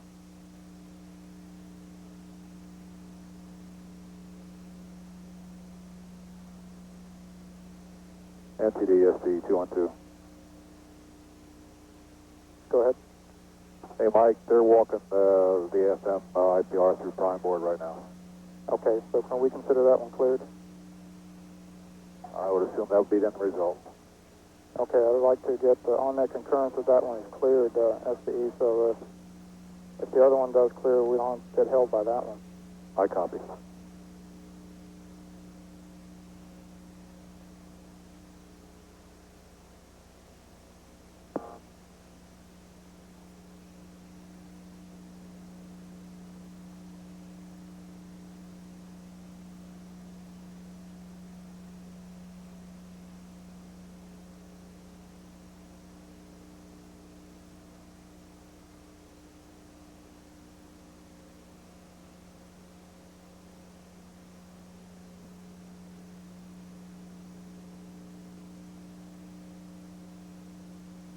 NTD SRO 212. Go SRO. Okay, be advised, we're currently no-go for a private aircraft over the SLF at about 11,000 feet. He's moving south. We do expect him clear the area here shortly. I copy.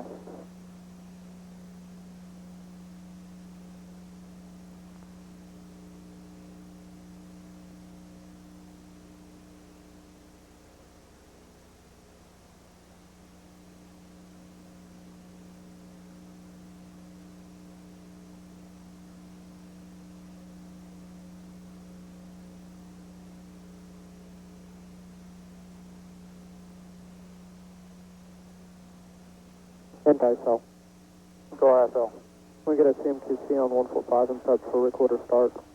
CMQC, copy. CMQC, copy.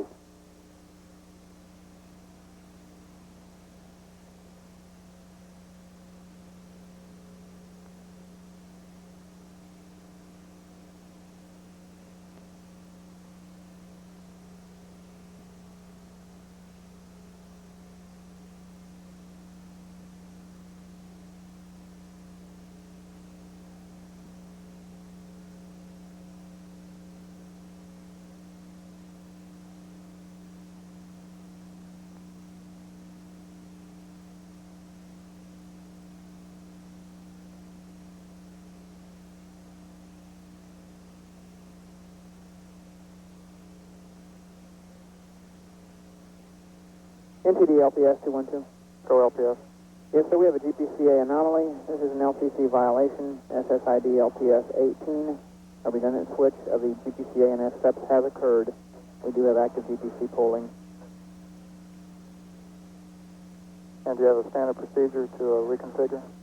Yes, sir, we do. And we're looking at that right now. I copy. SPE, NTD, did you copy? Yeah, I copy, and we're processing RF data on that link right now. Okay.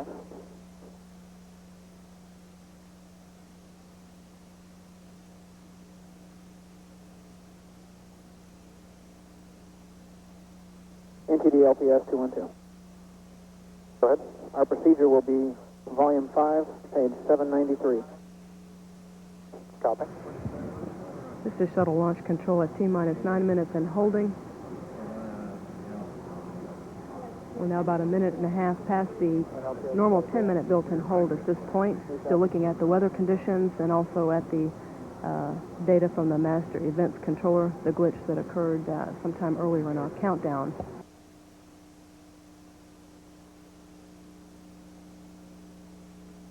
There are discussions going on at this time about the master events controller and also assessments of weather here at Kennedy. We will be staying in this hold for about another 8 minutes at least. Our window extends until 7:48 this evening. We're ready at this time with crew weather updates, if we could proceed. Yes, sir. Proceed. And basically, NTD for you and the launch director, we are changing tail sites, and we have got a go forecast and observed at Ben Guerir. Currently no go at Banjul. And we are getting a go forecast for RTLS starting at 23:15 Zulu. Copy. NTD LPS 212. So LPS? Yes, sir. We're now processing hardline data on GPCA. We understand. Endeavour Houston, we have some updates to your weather and your TAL site when you're ready. Okay, go ahead, Sid. Okay, the first item, currently KSC is 2,000 scattered, 7,000 broken, 7 plus. In 15 minutes it is forecast to be 2,000 scattered, 8,000 scattered, variable broken, and 7 plus visibility. So we expect it to be go in about 15 minutes. You should be, the winds will be the same, close aim point, and nominal speed break. Okay, we copy that. Sounds great. We have a slight change to your TAL site. The haze increased at Banjul, and Bud was unable to see the Pappies from 8,000 feet. Fortunately, the ceiling is lifted at Ben Guerir. Banjul will become an ACLS site, and Ben Guerir has become your prime TAL site. Ben Guerir 3-6 is forecast to be 4,000 scattered, 8,000 broken. Winds 330 at 8, gusting 13. About 7 knots on the head and 4 knots from the left. Close aim point and nominal speed break.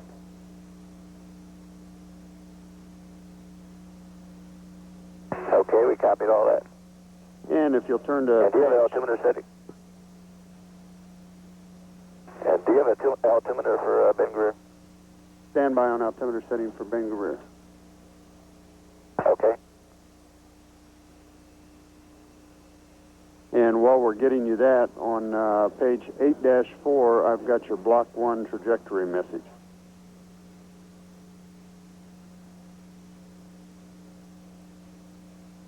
Stand by.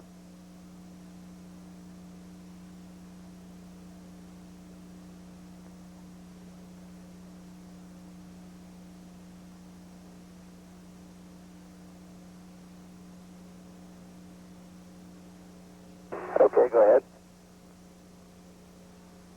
You're down at the bottom of the page on max rates first stage.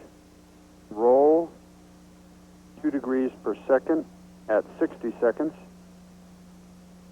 Pitch 1 degree per second at 75 seconds. Yaw 1 degree per second.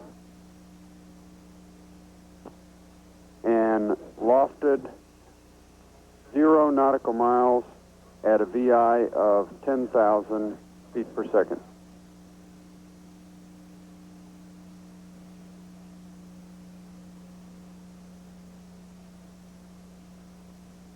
Roger, we copy.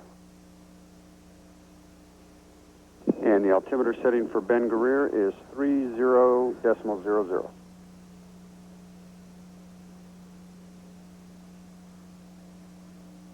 Okay, we got Ben's altimeter 3000, thanks. And that completes our update for RTLS and PAL. Roger, thank you. ATC CMQC. Go ahead. Yes, line item 277 has been deferred. Copy.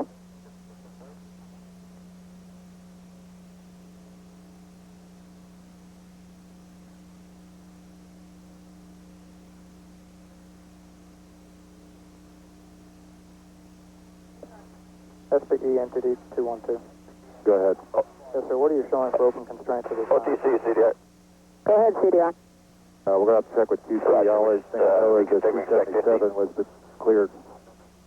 Has been deferred, rather. I'm sorry, CDR, you got walked on. Could you repeat?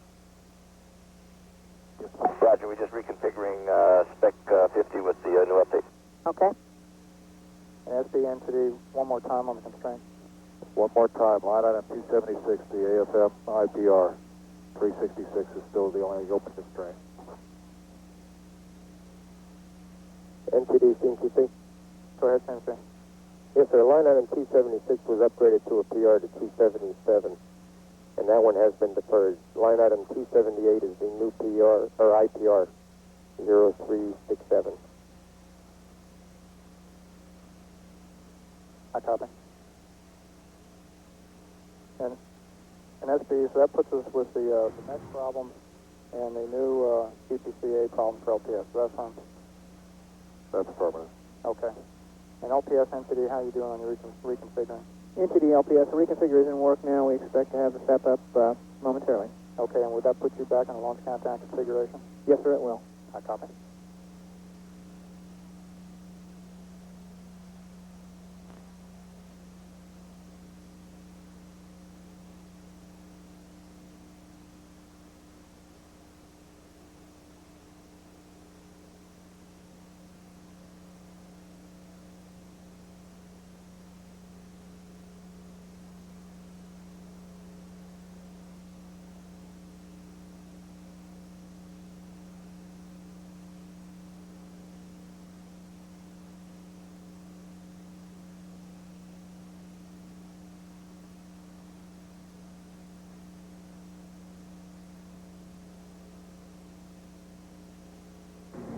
This is shuttle launch control at T-minus 9 minutes and holding.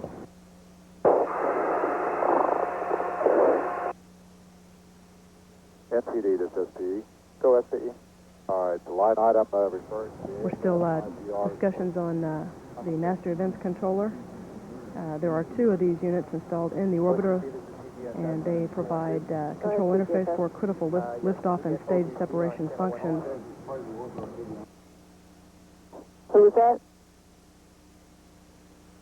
OVCC on 186. He's back at the fallback area on radio. What do you need? Okay, it appears that we have a grounding strap hanging off the end of the white room that never got stowed when the crew left. You can look at camera 113.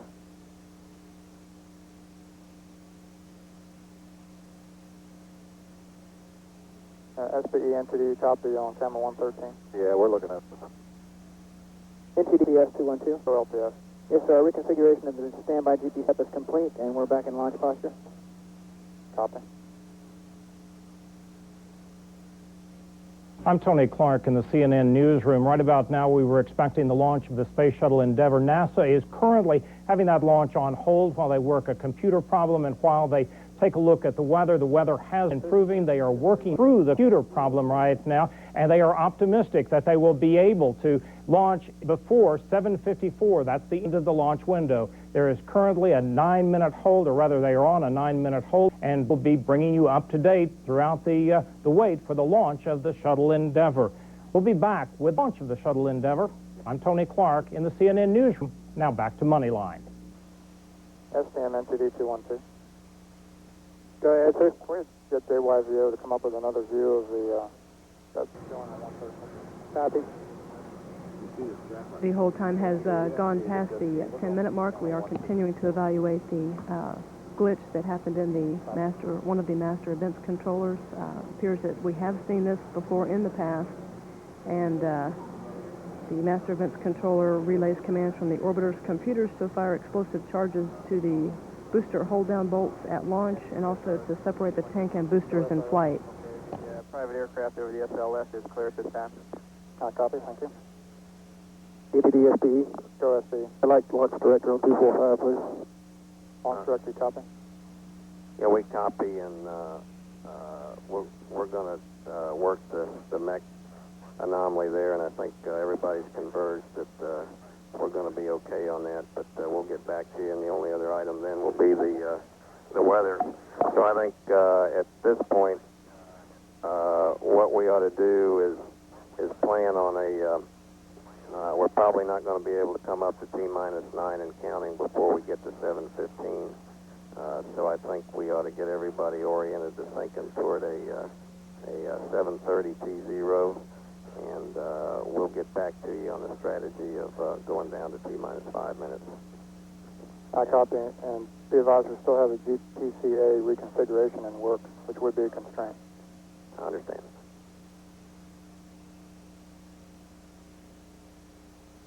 NTD LPS 212. Go LPS. Yes, sir. Our reconfiguration of the standby GPC FAB is complete. We've been up since 6 minutes after the hour. I copy, so you have no constraint to continue the count yourselves? That's correct. I copy. And launch director and SPE entity LPS problem is cleared.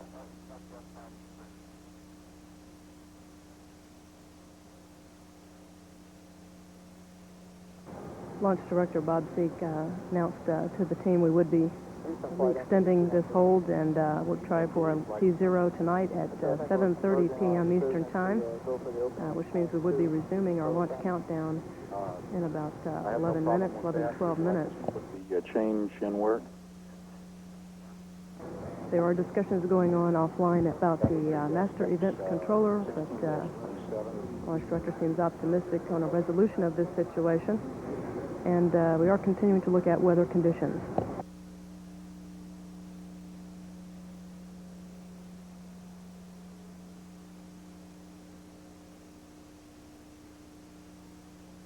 Flight standby 1, please.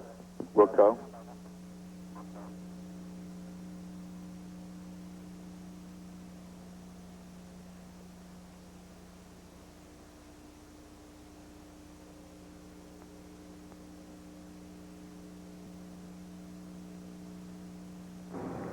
When the countdown resumes, the ground launch sequencer will be in control. This master computer program will issue commands to perform the final critical task required to put the vehicle in launch configuration. It will also monitor as many as 1,000 different measurements during the final 9 minutes to make sure they don't fall out of their predetermined limits. That won't be a problem when we go ahead and retract. Okay. Thank you. Once Endeavour lifts off, the sequence of events are as follows. The solid rocket boosters are jettisoned after 2 minutes into the flight, and the main engines are used to propel the orbiter on into orbit. The external tank is jettisoned about 9 to 10 minutes into the flight. So the weather is cleared, and the next problem has cleared. So again, this launch test set will be to pick up the clock at 9 minutes. And of course, right before that, the main engine cutoff comes at about 8 minutes and 30 seconds into the flight. Go for launch, say go or no go. OTC. No go until we get 367 resolved. Copy. TBC? TBC to go. TTC. Appeal to go. LPS. LPS is go. Flight. We're currently no go for launch, however, we are go to count to 5. Copy. Mila? Milo's go. SDN. SDN's go. Safety console. Safety console go. SPE. All right, NTD is SPE. Yes, sir. You verify raise, resume the count, and go for launch to pick up at 9 and go down to 5 until the problem's cleared. All right, how about the grounding straps on the OIA? Sir, the plan there is that will come back with the arm, and if we need further discussion on that, I'm going 161. Okay, for With that clear, we have a go. I concur with the go down to 5. I copy. CDR. CDR, go. LRD. LRDs go. SRO. SROs go, but we're currently no-go for launch. We can go down to 5. And SRO, your no-go is based on what? Based on weather. I copy.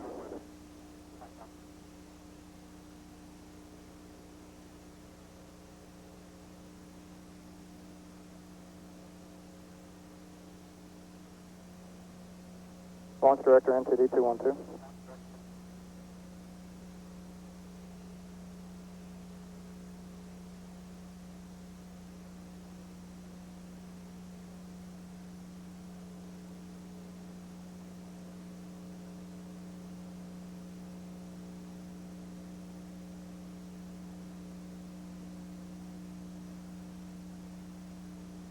Launch Director, NTD 212.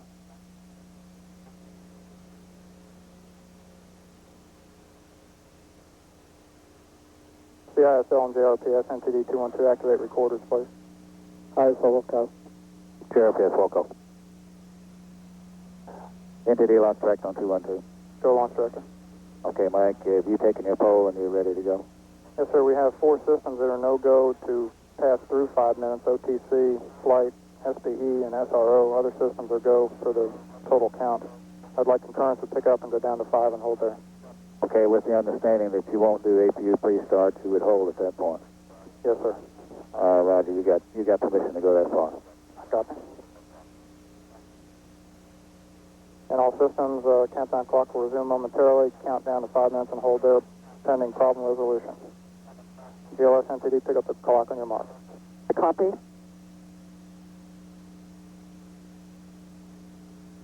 Three, two, one, mark. We're counting down now to the T-minus 5 minute mark.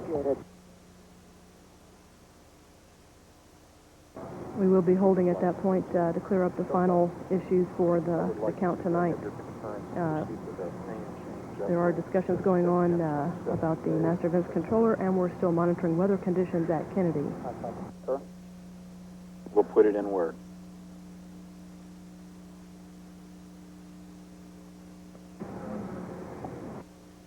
T-minus 8 minutes, 30 seconds.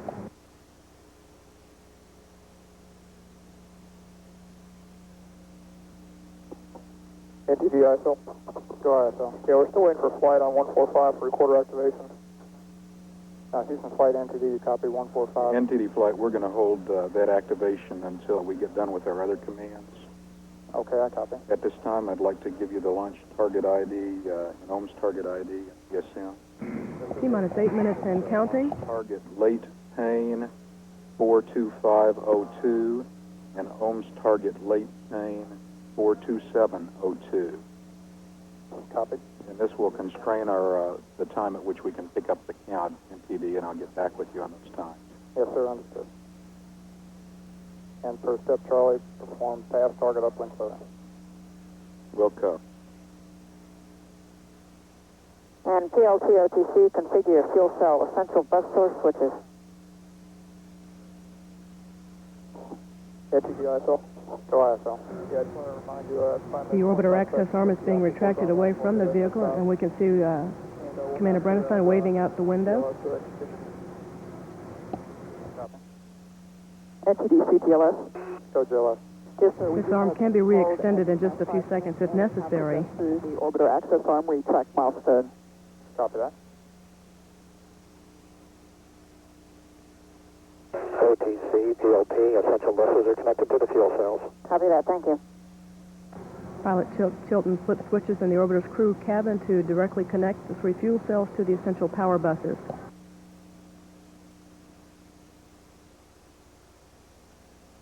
Again, we are counting down to the T-minus 5 minute mark.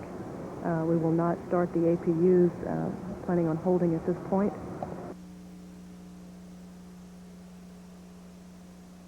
NTD ISL. Go ahead. Yes, go ahead and have a TLS mask the ops recorder bits if we can. I'm sorry, say again. Okay, we need to have TLS mask the ops recorder motion. NTD is SB negative. We're going to stop at 5. Well, the clock will stop at 5 minutes, 25 seconds due to ops recorder failure to start. No, we'll stop at 5. ISL, it's the count clock. Houston Flight is waiting to send stored programs, which are final updates to the antenna management, until we get closer to launch time tonight.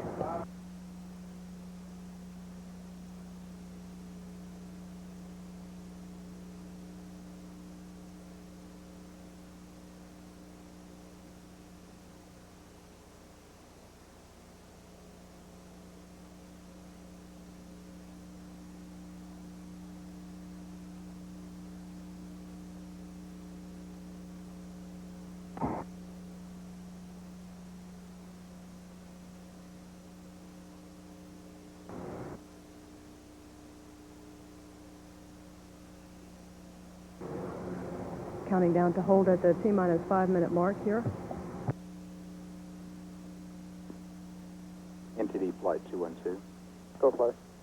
The earliest we can pick up the count at T-minus 5 is 23:24:00. We're complete with our launch target uplinks. We are currently no-go for both RTLS and TAL weather. Copy.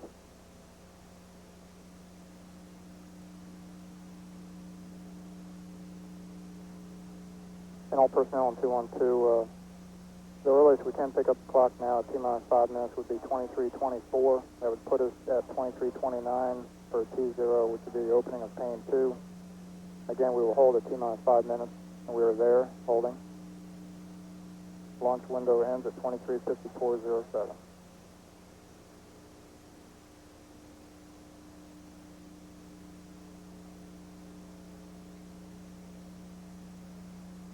We're now at T-minus 5 minutes and holding.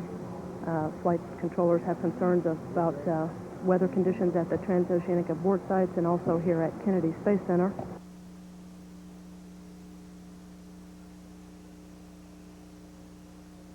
SRO 212. Updates to the orbiter's computers are being made at this time to adjust for engine gimbling and loads on the vehicle during its ascent for part of the flight. Go ahead. What are the details of your no-go? Resolution of ITR 367. Copy. SPE NTD 212. Go ahead, NTD is SPE. What are the details of your no-go at this time? Right now it's Apu Pre-Start. We have to do some cleanup on the late switch actions on fuel cell essentials, but we're going to take care of that right now. So the only thing that we have to clean up is the Apu Pre-Start. We'll be ready to pick up when they do the pre-start. Not copying. What about ITR 367? That's one on the mech? Yes, sir. I'm not listening to that. They're talking that on 245 still. NTD, this is launch director. The technical community is converged on that, and I think we'll be cleaning up that discussion here in a couple of minutes. So you should get the team prepared to come out of the hold as soon as we get a final go on the weather, and of course that's looking favorable too. I copy, thank you. And NTD OTC, we still need to start recorder. Yes, ma'am. ISL and JRPS start recorders, please. ISL will go. JRPS will go.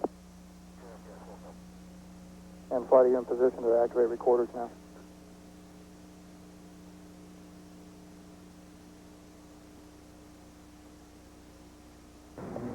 We've been in this hold about 2 minutes and 52 seconds now. All launch team members are configuring to resume the countdown. NTD Flight 212. Yes, sir. Are you in position to activate recorders? Wilco.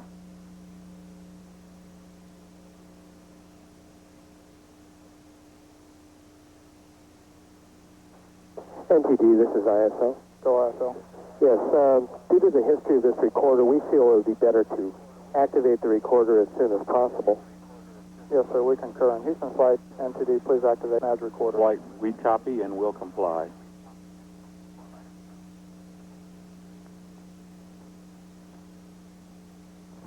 Flight recorders will be activated. These two recorders collect measurements of shuttle systems performance during the flight for playback after the vehicle is in orbit.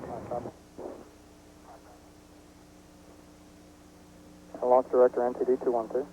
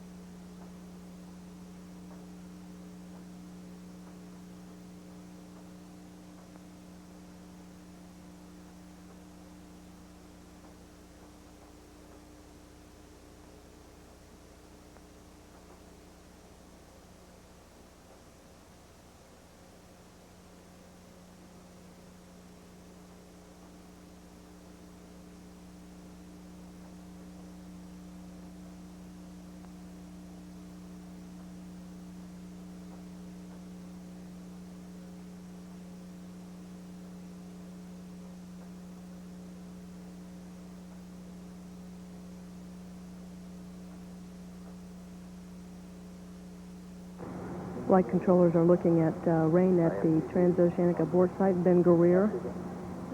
That has just started just within the last 5 minutes. Clean up the poles, and I think the only item we're going to be working is TAL weather. So we may be in this hold a few minutes longer than we anticipated, but let's get all the other work done and be ready to go should we get a weather go from flight. Copying for your information, SRO has given us his final clear to launch. Copy. NTD ISL. Go ISL. Recorders are activated. Copy. And NTD OTC, we'd like to go for Apu Pre-Start. Stand by one, please. I would, NTD Launch Director, I would stand by one on that. Copy.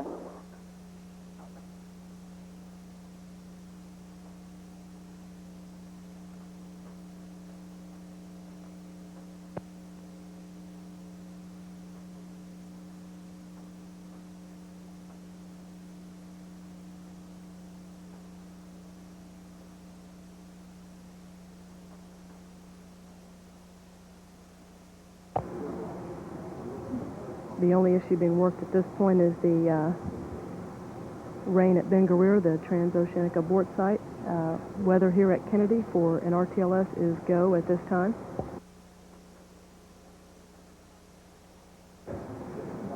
The transoceanic abort site at Banjul does have haze.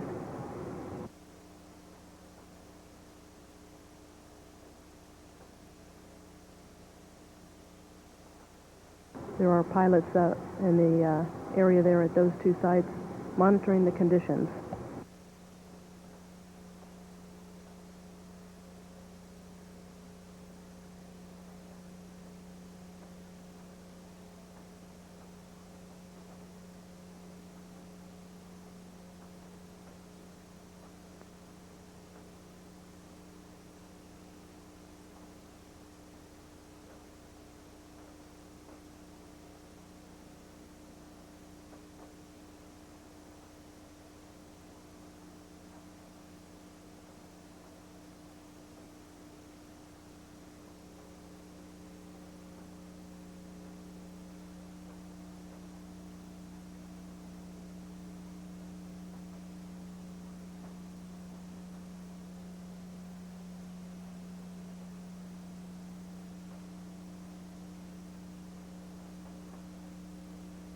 Launch team here in firing room 1 is standing by to resume the count.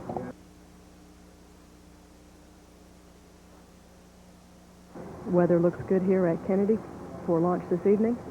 We're standing by for updates from our Ben Guerir site on the west coast of Africa.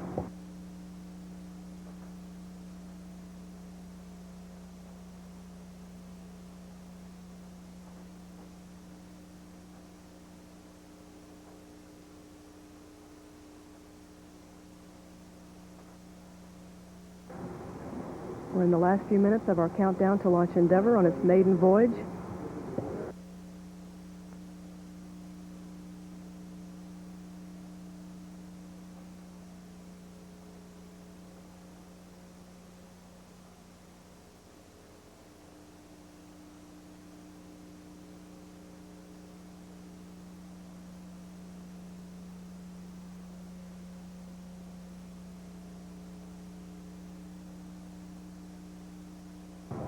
Mission Management Team Chairman Brewster Shaw is pulling members of the Mission Management Team at this time, making sure they are ready to resume the count.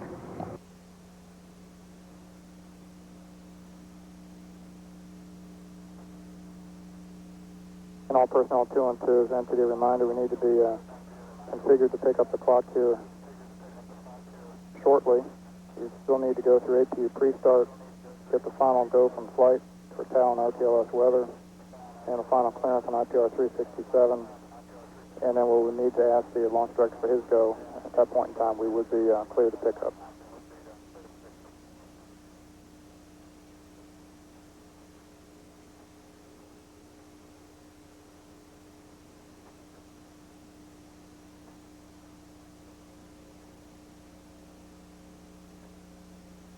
PD launch director. Go ahead. Okay, as I explained before, we're not working any more technical issues. The only item is the weather, and I think people are getting comfortable with that. So why don't you go ahead and do your APU pre-start and be ready to come out of the hold at -5 after I conduct the management poll. Copy, understood. OTC NTD, APU pre-start. Copy that. JRPS OTC, start APU and hydraulic strip chart recorders. Welcome. And PLT OTC, perform APU pre-start. APU pre-start is in work. SPE NTD 212 needs your final clear to launch. NTD SPE go. Copy, IPR 367 is fully cleared. Is that affirmed? Affirmative. Copy, thank you. It was conducted a minute, in case you missed it. Copy. And flight NTD 212, your status, please. OTC PLAPU pre-starts complete, 3-gate touchbacks. Thank you. NTE is SPE. Go SPE. All right, GLS is cleared up and we're ready to pick up the clock on your mark. Understood.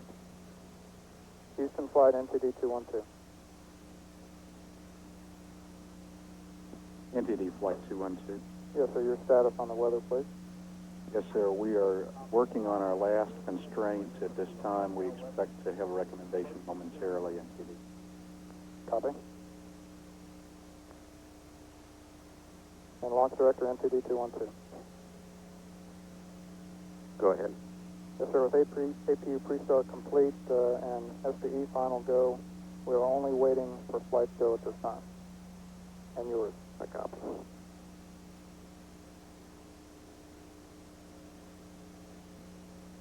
The auxiliary power units are configured to start as the count resumes at the T-5 minute mark. Appears everything looks go as far as weather goes, except at the TAL sites, and we're getting updates on that.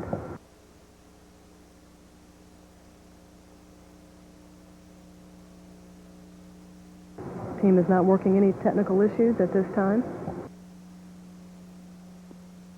NTD Flight 212. Go flight. We have cleared our last weather constraint. We are going to pick up the count. As a request, we'd like to pick it up on an even minute if that's possible. Launch director NTD 212.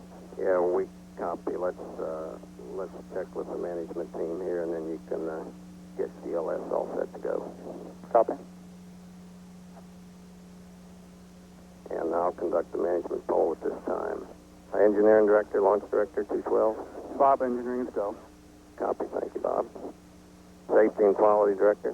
Safety and quality is go, Bob. Payload operations director. Payloads is go, Bob. I copy. Cape weather, launch director. Launch director, we have no constraints for launch. Steady state wind forecast from 330 degrees at 10 knots, over. I copy. And ops manager, launch director. Bob, we have no constraints. It's time to replace the Challenger with a flying machine. Let's launch it. Copy that, thank you, sir. And Endeavour, launch director. Roger, we're ready to go.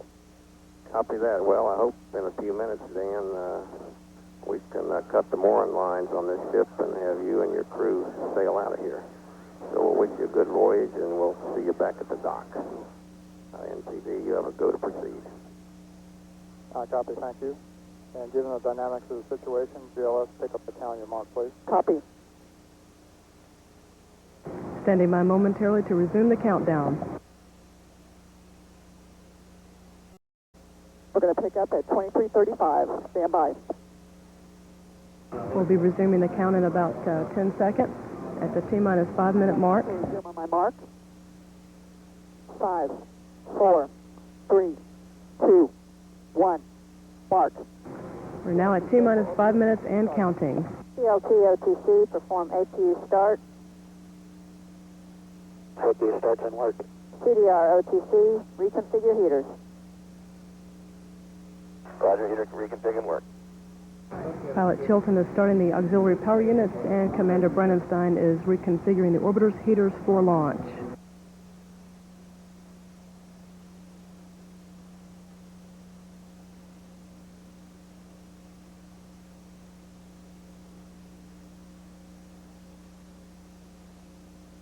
OTC, APU start is complete. Looks like we got 3 good ones. Copy that. Thank you.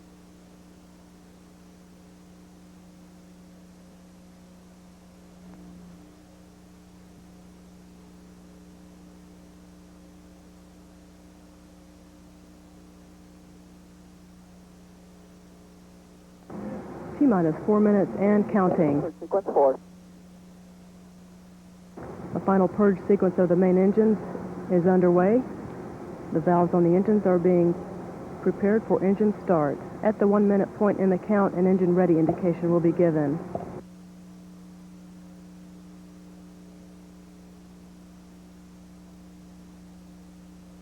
A profile test of the orbiter's aero surfaces has started. The orbiter flight control surfaces are being moved through a pre-programmed pattern to verify they are ready for launch.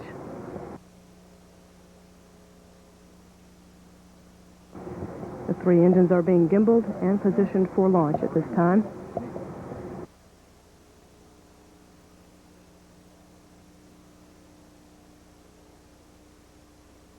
We have transferred to internal power. Endeavour is being powered by its onboard fuel cells. T-minus 3 minutes and counting. All systems are go for launch at this time. Yellow 2 pressurization. The external tank, liquid oxygen tank, is being pressurized for launch. CLT, clear caution and warning memory. Verify no unexpected errors. And OTC, that's in work. Pilot Chilton is clearing the caution and warning memory system. The gaseous oxygen vent hood is being retracted at this time. And OTC, caution warning memory clear is complete. No unexpected anomalies. Thank you. Flight crew will close and lock their visors. This will happen in the next few minutes. Close and lock your visors and initiate O2 flow. Good luck on the maiden voyage of the newest shuttle Endeavour. T-minus 2 minutes and counting. OTC, that's in work. 7-member crew is about to begin their first flight day for mission STS-49. Liquid hydrogen replenishment is being terminated, and LH2 pressurization to flight level is underway.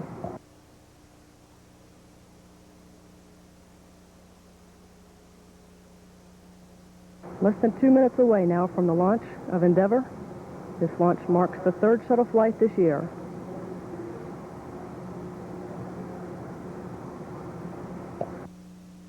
One minute, 20 seconds. And we do have an engine ready indication. Just a few seconds away now from the maiden voyage of Endeavour on a 7-day flight, highlighted by the Intelsat satellite rendezvous and 3 spacewalks. 1 minute. Less than 1 minute away now from the launch of Endeavour. Heaters on the booster joints are being deactivated.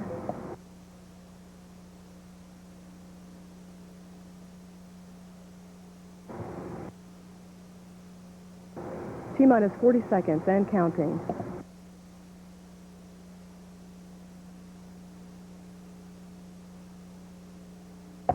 T-minus 31 seconds. Auto sequence start.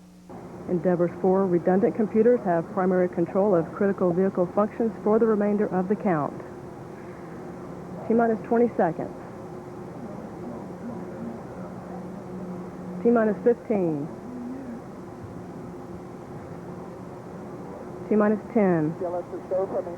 We have a go for engine start. 6, 5, 4, 3, 2, 1. Booster ignition and liftoff of the maiden voyage of Endeavour on a satellite rescue mission.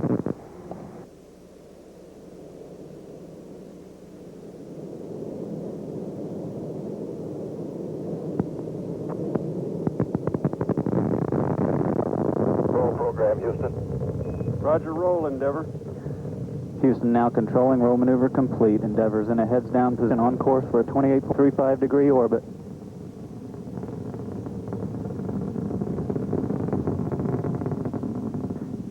Endeavour's engines throttling down now as the orbiter passes through the area of maximum dynamic pressure on the vehicle in the lower atmosphere. Endeavour's now 1 nautical mile from the launch site.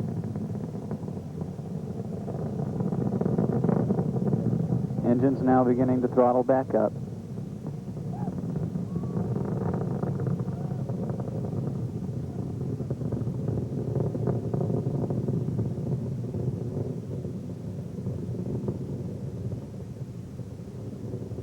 Go throttle up, Endeavour.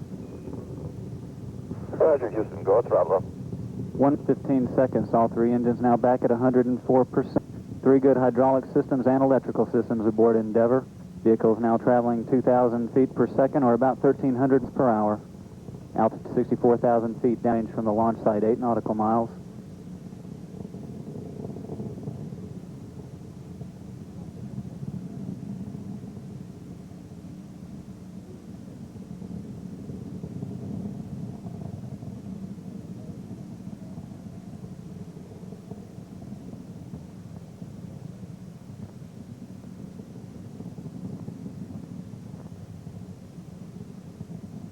Standing by for burnout and separation of the solid rocket boosters aboard Endeavour.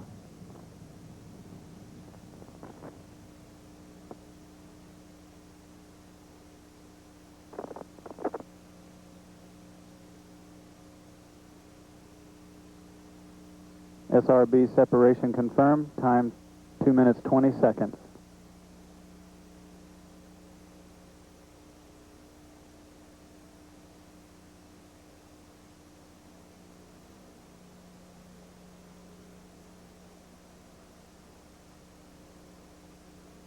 Endeavour is now traveling 3,000 miles per hour at an altitude of 206,000 feet. Endeavour Houston, performance nominal. Performance thus far in the mission has been as expected. Nominal performance.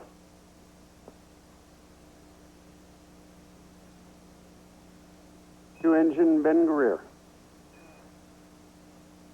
Roger, two-engine Ben Guerrier.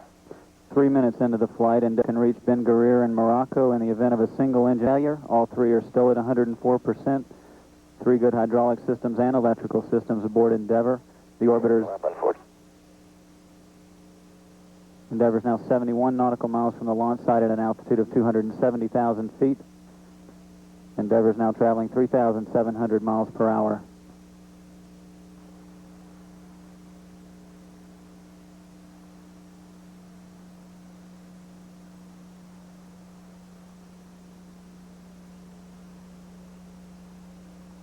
All systems aboard Endeavour continue to perform well.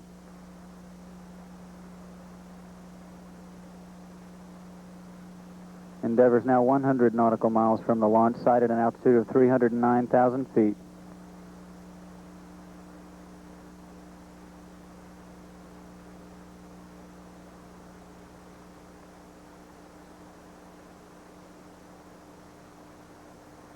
Negative return, Endeavour. Roger, Houston, negative return. 4 minutes, 10 seconds. Endeavour can no longer return to the Kennedy Space Center in the event of an engine failure. All 3 continue to perform well at 104%. The orbiter is now 135 nautical miles from the launch site, now traveling 5,100 miles per hour at an altitude of 342,000 feet.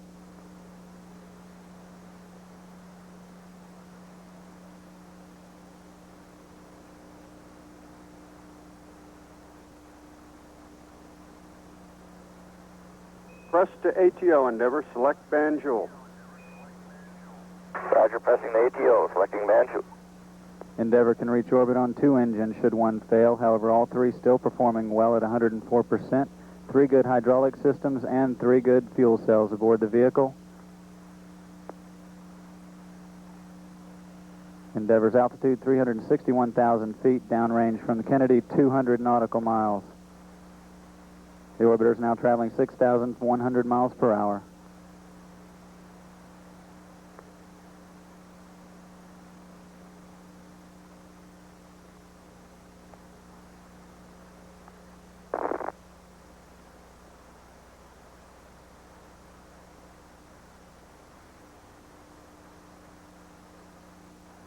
Droop Banjul 109, Endeavour.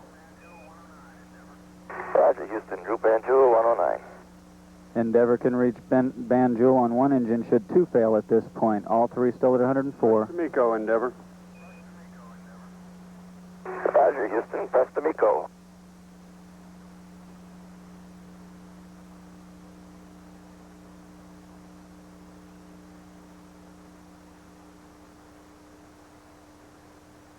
Single engine Banjul 104, Endeavour.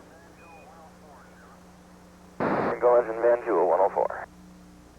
Endeavour can reach Banjul on 1 engine now should 2 fail at this point. Endeavour's 325 nautical miles from the launch site. Altitude 367,000 feet, velocity 13,200 feet per second, or 8,800 miles per hour.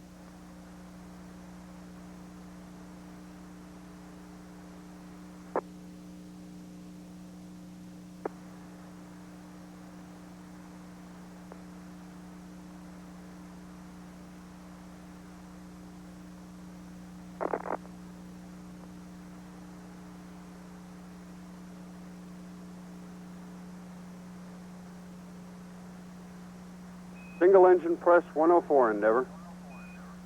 Roger, Houston. Endeavour can reach Banjul on 1 engine should 2 fail at this point. All 3 engines at 104%. Endeavour's 440 miles from the launch site. Altitude 359,000 feet. Endeavour's now traveling 11,200 miles per hour. This graphic depicts Endeavour's travel across the Atlantic Ocean. Time 7 minutes 25 seconds. Main engine cutoff still scheduled for 8 minutes 32 seconds. All 3 engines still at 104%. 3 good hydraulic systems and electrical systems aboard the orbiter.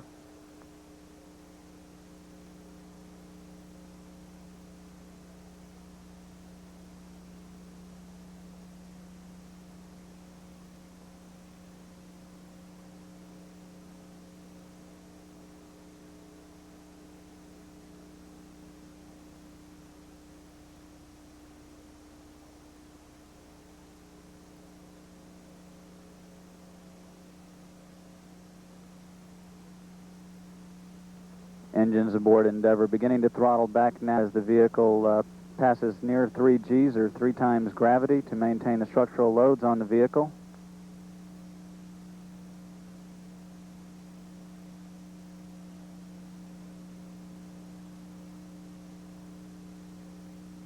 Standing by for main engine cutoff.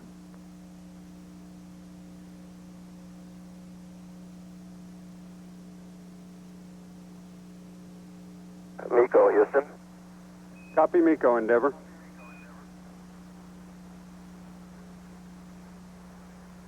Main engine cutoff has been confirmed. Standing by for separation of the external fuel tank from the orbiter.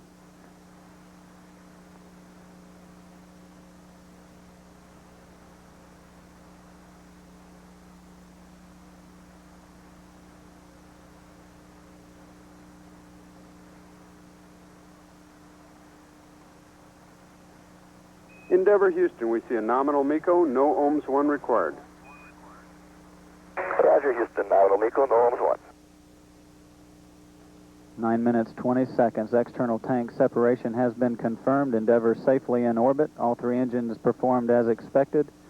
The hydraulic systems also still performing well, as are the fuel cells.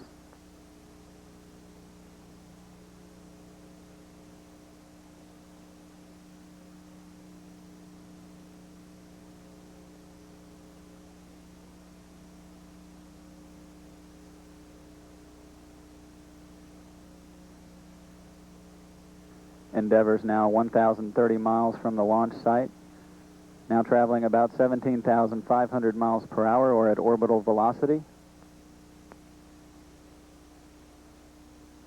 Current altitude is 178 nautical miles by 32 nautical miles. The crew was told they don't require an orbital maneuvering system number 1 burn. They will use the orbital maneuvering system burn to help circularize the orbit of Endeavour.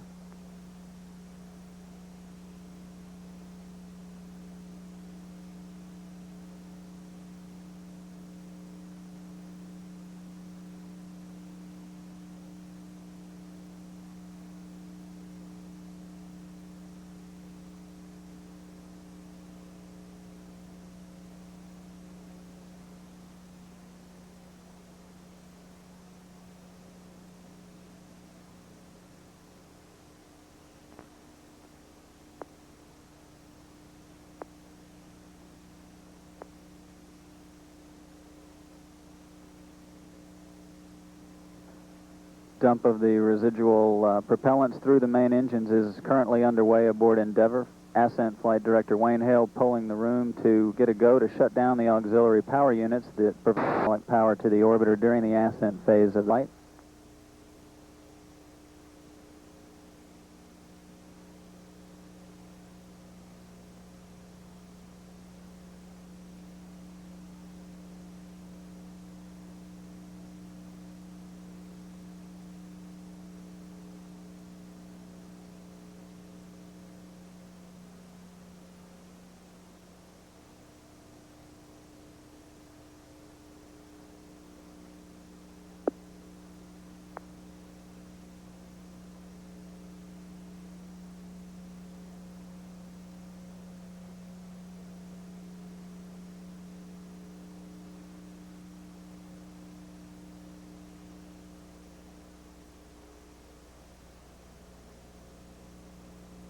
Endeavour Houston, we have you on TDRS C.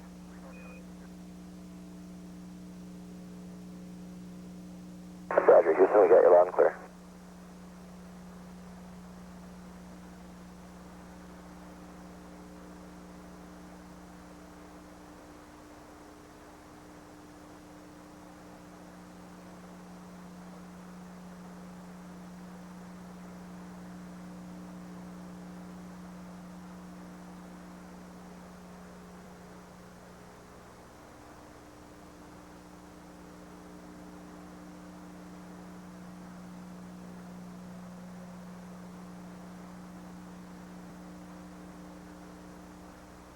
And Endeavour Houston, we're looking at water boilers on your APU controllers. No problem, but we'd like to hold the APU shutdown momentarily. We'll give you a call when we're satisfied with what we've seen. Okay, Sid, we copy that. We'll hold off on APU shutdown until we get your call. And that's a good copy, Chili.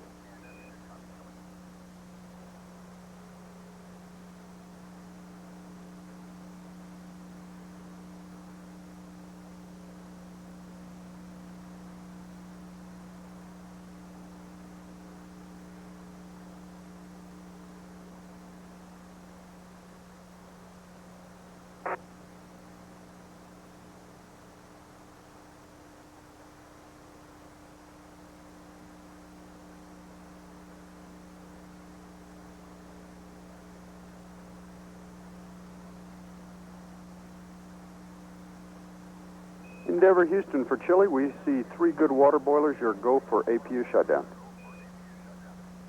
Okay, Houston, we'll put APU shutdown in work.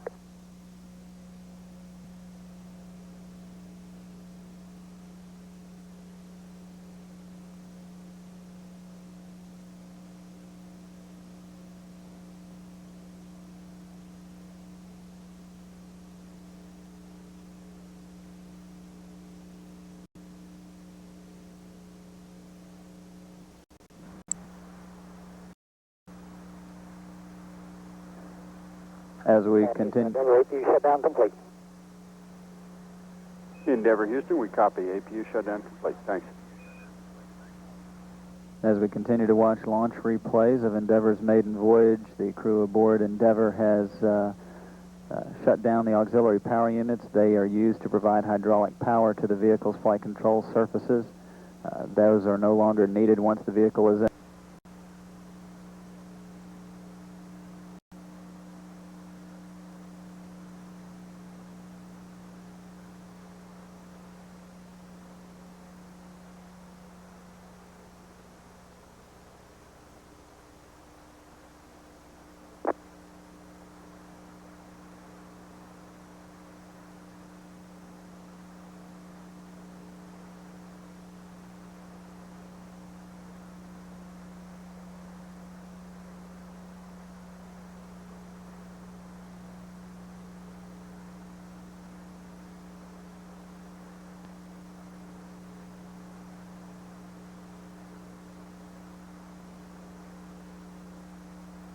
Endeavour Houston, no action on your Ave fan Delta P message. It is slightly elevated. We're going to change the limit on it and continue to study it. Okay, Sid, we copy, no action.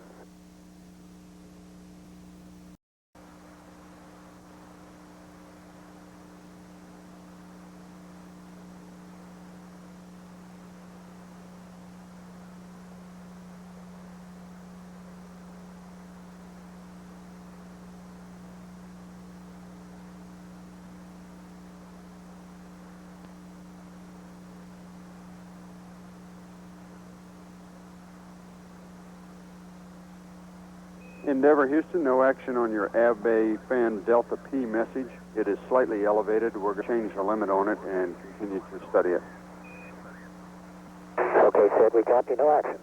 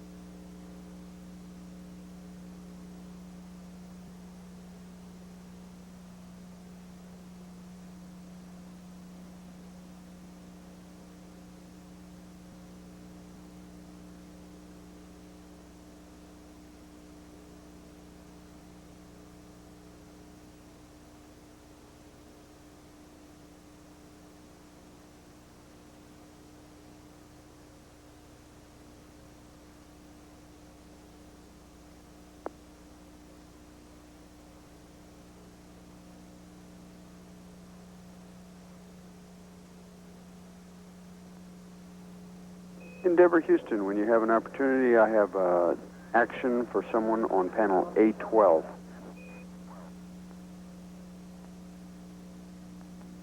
Okay, Houston, stand by a second.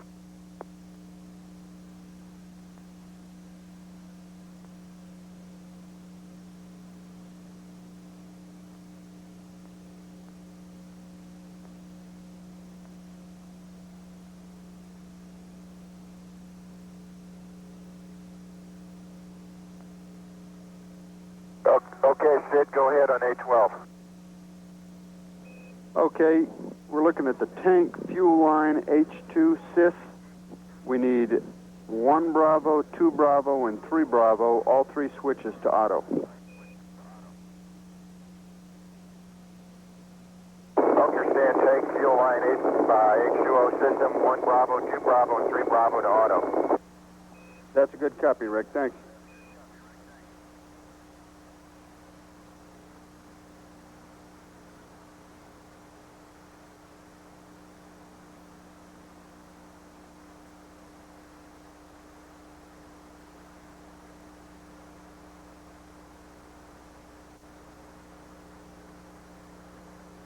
This is Mission Control Houston. The mechanical systems officer just reported that the external tank doors on the inside of the orbiter have closed and latched properly.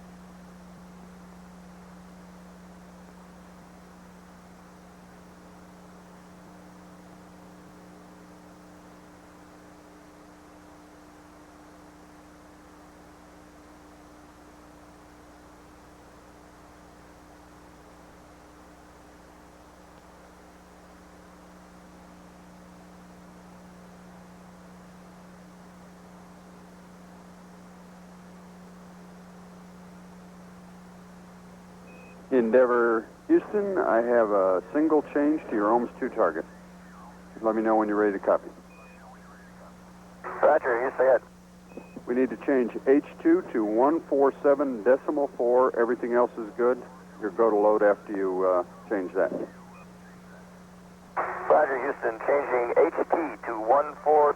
The rest is good. That's a good copy, Endeavour.